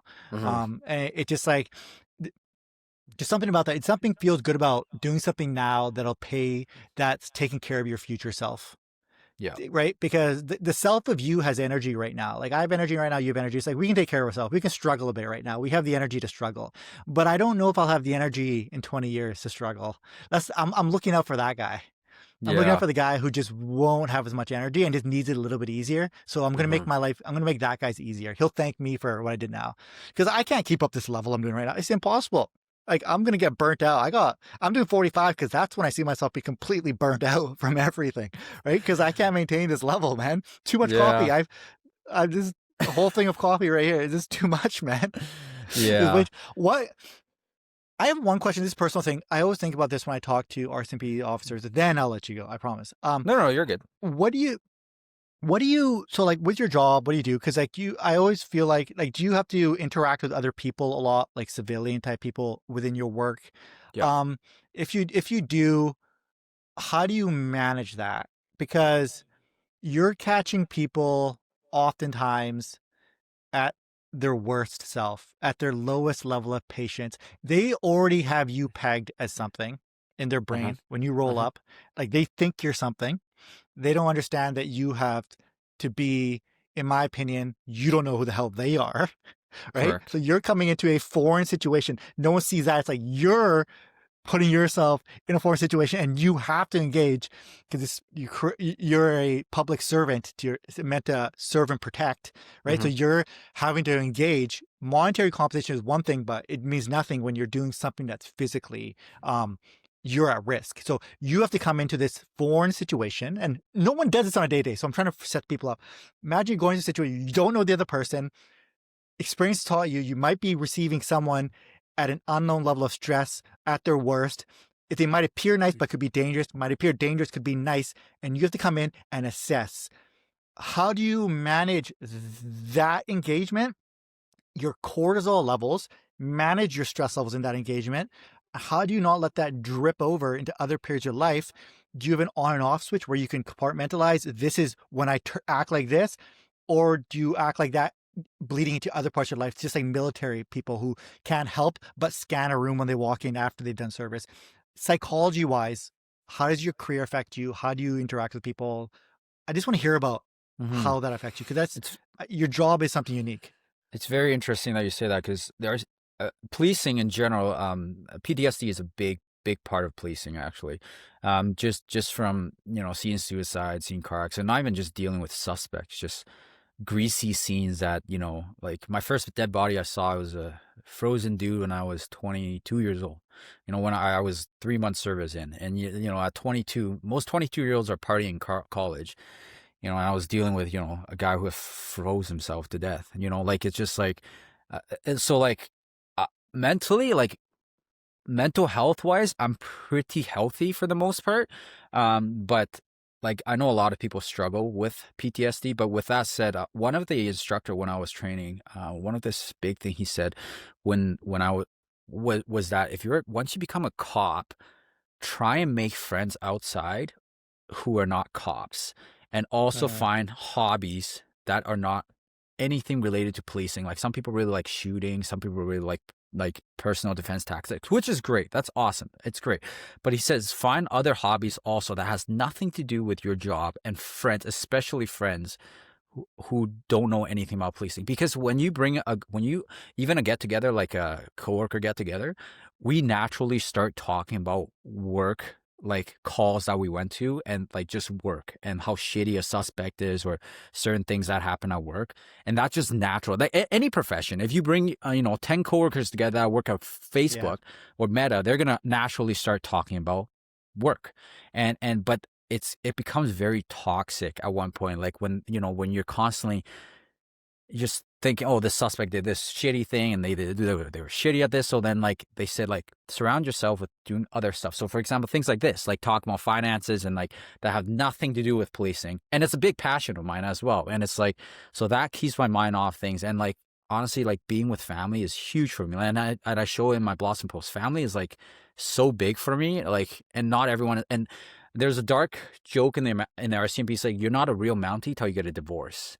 And that's like yeah, that's like a big thing. The amount of people that are divorced in the police force is, first of all, you're moving, right? Like your spouse is secondary to your career, like in this outfit, like you're moving. So some spouses are giving up jobs, like whatever. My wife's a teacher, like I mentioned, so she can find subbing or jobs anywhere, or nurses, like in that for that matter. But like if your wife was working for, I don't know, for just a private company, and they're moving, they might not get the same job wherever else they're moving Yeah. to, right? So so that like that's huge. So like putting family first is the number one thing. And like the RCMP has a lot of help in terms of mental health. They're actually like very supportive and like getting assistance and whatever. So and then in terms of like going to like suspect and talking to people, I think they always teach us the number one thing is communication, like literally this, and use of force. Like it's crazy because we'll look at in the office, we'll look at like videos from the States and how they respond. The use of force is so different. They'll tase somebody for just running away, and we're like, oh my gosh, like we'll get fired if we do that in Canada. So like it's like Yeah. communication is number one thing, man. Like talking people down, like, and until, I mean, things escalate as well, right? And but like people will bounce back how you react to, right? Like a bully. Like if somebody bullies you and you're like trying to fight back, they kind of get more, like they get more energy, Yeah. or they feed off that, versus like if you're calm and collected, like they kind of calm down. So but yeah, like that, I would say actually the number one thing is to just like not surround yourself with like policing, like just policing all the time, because that's just that you can't shut that off. That's good. Like that, especially for your career, that's good. I think that's good for most people who have a highly involved career in general. Find Yeah. other shit to do outside of what you're thinking, because it's just not good overall. Like obviously I'm in investing deep, but I try to do other stuff outside of this to break it up, and obviously family. A few things. You said hobbies. What are your hobbies? What is your version of outside of family? Do you have any weird little things you do that you do to Yeah, relax? I really like working out. I guess that's like actually something really nice. We have a gym. I think every police station has a gym, but we can actually work out during shift. And so sometimes I do that during shift, but I also just work out on my own. I love the stock market, finance, looking at my portfolio. Yeah, that's different enough. Yeah, that's Um, different enough. yeah, yeah, for sure. It's completely different. Hanging out with my family. I like basketball, so the NBA. I big sports fan. So um, yeah. Other than that, enjoy hiking, but there's not a whole lot of mountains out here. I skied all the time growing up, but can't do that out in Sask. But really, honestly, you know the life stage I'm in. You come home from work, the kids take up the majority of your day, or at nighttime too, and it's just like you're just Yeah, trying to like hang out with them with the time that you have. So really, and then by the time they go to bed, you're trying to hang out with your wife, and then all of a sudden the night's gone, and it's yeah, crazy. Like you're just so busy with the kids now. It's like your whole life is occupied with that. And then now, they have, you mentioned jujitsu. My kid's in gymnastics. He was in soccer, and then now we want to put him in swimming, and it's just like there's all these that's it. activities that they're in. So then you literally fill your time, like after, like the other Monday after work, I literally finished work and then drove my kid to gymnastics, and it's just like, That's it. that's what you're. It's just like your whole day is filled with kid stuff, your family stuff, and it's just, yeah, super But then they busy that always way. go, that's what you're gonna miss is that empty house one day. And you're like, oh, this sucks. Yeah. I So miss that's when why there's actually we toys don't have scattered. daycare. So my wife Yeah, actually same. just works around my schedule. So this week I'm off Tuesday, Wednesday, Thursday. No, Wednesday, Thursday, Friday, Saturday. So she worked today, she's working tomorrow, and she's working Friday. And then on Saturday we're gonna go, I don't know, go somewhere. But so she just works around my schedule. So then Monday she didn't work, and Tuesday. So like when I'm working shifts, she doesn't work, and when I'm off, she works. So then we don't have daycare. So like today I was at home with the Yeah. kiddos, and it's exhausting Yep. for me, but like it's worth it because I don't know, nothing against daycare, but I didn't have kids to have other people raise my kids. But that's me, Yeah. right? Yeah. Like I get it if you have to put your kids in daycare. There's no other way to, Yeah, I guess, and do it, it's a right? Like very privileged you thing to say too, right? Like not everyone that's can what I do mean. that. That's why I'm careful about it, because like Yeah, we don't have our kids in daycare, but it's like we're in a situation where we can afford to do that. So like it's just not the same scenario for everybody. Like Yeah. my office is in my basement. I'm up with the kids all the time, playing with them upstairs, helping my wife out. I'm with these kids all day as well, as back and forth, back and forth, back and forth. And I'm in that sort of whirlwind you're in right now. It's just like, oh my gosh, it's like 24/7. There's just always something going on right now. Yeah. But I know I'm cognizant now. I feel like, and I think you are too, that we're gonna miss this. Oh Like yeah. I feel that sometimes you You look at look at photos of your your, kids, you're I'm like, sure you look at your 3.5-year-old or 3, 4, whatever your oldest is, and be yeah. like, baby photos, like what happened? Like, Only thing that gets me emotional is that I have my daughter. Only thing that ever makes me feel like, oh my god, I'm gonna die inside. Like I actually feel like I actually feel like I'm gonna break. It's just yeah, like I see her at 1 years and I see her at 3 years. Like what's happening? And she'll say that she's growing up too fast. I guess the only thing, not so much with my son. I'm like, this guy yeah, just like drives me crazy. But with my daughter, I'm like, oh my girl, my princess. It gets yeah, me like it crushes me. It's like it's nice to have that. It's just like I remember when I was thinking before we had our kids. I was talking to my wife, and this is a weird, I'll just say it. I was like, I was so methodical in everything I did, and I was so just going through the pain. I'd gone through quite a bit in my life, and it made me numb. It made me a little bit numb to yeah, hardship, to suffering and stuff. Because yeah, when you experience stuff, you kind of get, you know how to function through yeah, stress, and that's what yeah, probably yeah. adds interest in your trauma and stuff. I was like, man, I hope I'm not like a cold father. You know, like very regimented, like, hey, just tough it up and and again, I have a connection issue. I was worried about that. I'm like, Yeah. maybe life got to me too much by the time I had a kid. And I told my wife, I'm like, I just don't want to be like that. I'm like, I'm afraid I won't have that connection. Well, that went out the goddamn window as soon as my daughter was born. I went from hard, strong, a rock, something that can be unmoved, to this thing will destroy me with a giggle, with a cry. And it was the most relieving moment of my life of being like, you're human. You Yeah. feel, you have the full spectrum of you have too many now. How do you put the lid back on? What did you unleash Pandora's It's box of actually emotions? today as we speak was the first day that my little one went on a bus. It's only a short bus, right? But just he needs to learn how to go on a bus to go to pre-K. He's in preschool, and Yeah. just for the afternoon. And Monday was his first day actually at preschool. And today when he went on the bus, I texted my wife. I'm like, man, I'm like it's like pulls at your heart, man. You're like, It it's does, like you yeah. see them growing up and going on that bus, and then I was like, I feel weird right now being home, even though it was only for 3 hours. I'm like, I literally texted her. I was like, it feels weird right now that I'm only at home with my youngest, and my oldest Yeah. is not with me, because usually some two kids are always with me or with her, and I'm just like, and the love you have, it's indescribable. The love you have like for your kids is just, it's craziness, man. Like funding It's their RESP for me is like no problem. Like it's just like for me whatever. it's like I don't even Thank like, you. yeah, you know what I mean? It's just like it's like a mandatory thing I have to do, right? It's but it yeah, I can't describe that. One thing I try to think of is like, if you don't have kids right now, if something, and this is, and I'll try to be honest, like if something, when I lived my life, I didn't know, but I was living for myself, Hmm. self-preservation. I'm not like I was selfish right now. I wasn't screwing everybody over. I just lived my life. It's like if a car was about to hit me, I'd move out of the way, right? Like I don't want to get hit. I don't, like, I'm protecting myself. When you have a kid, if a car is coming towards you, your brain doesn't think to move out of the way. Your brain just goes towards a kid and tries to move them out of the way.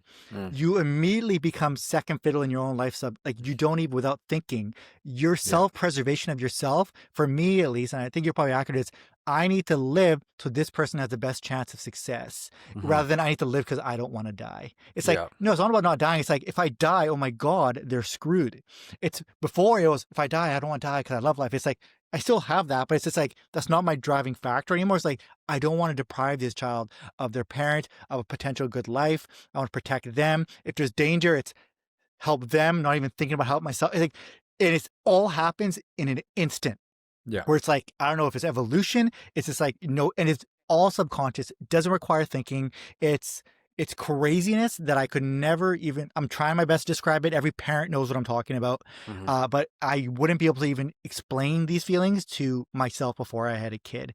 It is, there's levels of the game. It's adopting a child, same thing. When you have someone who is your, because same thing, you adopt a child, it is yours, that is your person that you're raising, Hmm. that you're putting your soul into. It'll have the same feeling. It So I'm will. talking to all parents here.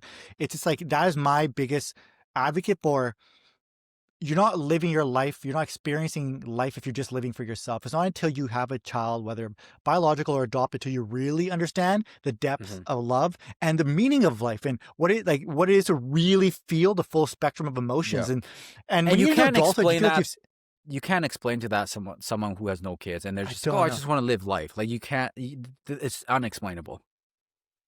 It's impossible, actually. And, Yeah. and you know, the cool thing is, man, and this is my thing, and then we'll go is, holidays are funner. Like, it's cool Hmm. seeing kids experience stuff again. It's like, oh, Santa Claus is coming. Like, Yeah. it's like, yeah, I'm into this. I'm into this again. Let's do this. My Everything is funner now. It's like, my all right, cool. 4-year-old Like, asked me that, like, literally like a month ago. It's like, "Oh, well, are we gonna take carrots out for the reindeer again this year?" And I was like, "It's like freaking August right now, but yeah, we're gonna talk about let's Christmas do right it. now, I guess." But yeah, you know what I mean? It's just Yeah. like, yeah, it's super. The joy is craziness, man. It's crazy. That's why I want to retire early. I want to actually just travel with the kids. Like, I want to be able to like That's, not ask for time off dude, and like have money that to is just literally, like, that's it. That was the goal. That's what I talked to my wife. I'm like, I just want to retire 45. Kids are still, they'll be old enough where they'll actually be pretty decent to travel with. They yeah, won't be like completely useless like they are right now. And I just want to travel around and go do stuff with them. That's actually the goal. Like it wasn't sit on a beach all day, drive Lamborghinis. It's like, hey, I just want to go hang out with my kids and like go yeah, travel and go have experiences. And that's it. yeah, Like yeah. that's the goal. All right, let's end it there. So what we're doing is, me and William are going to go retire early and hang out with our kids. So that's what we got from this podcast. William, thank you so much chatting with me. I really enjoyed it. We covered a bunch. Yeah. This was fantastic, man. It was I a good really appreciate you conversation, taking man. time out. Yeah, you bet. All Yeah. righty, we'll talk soon. Bye. Thank you. Have a good one.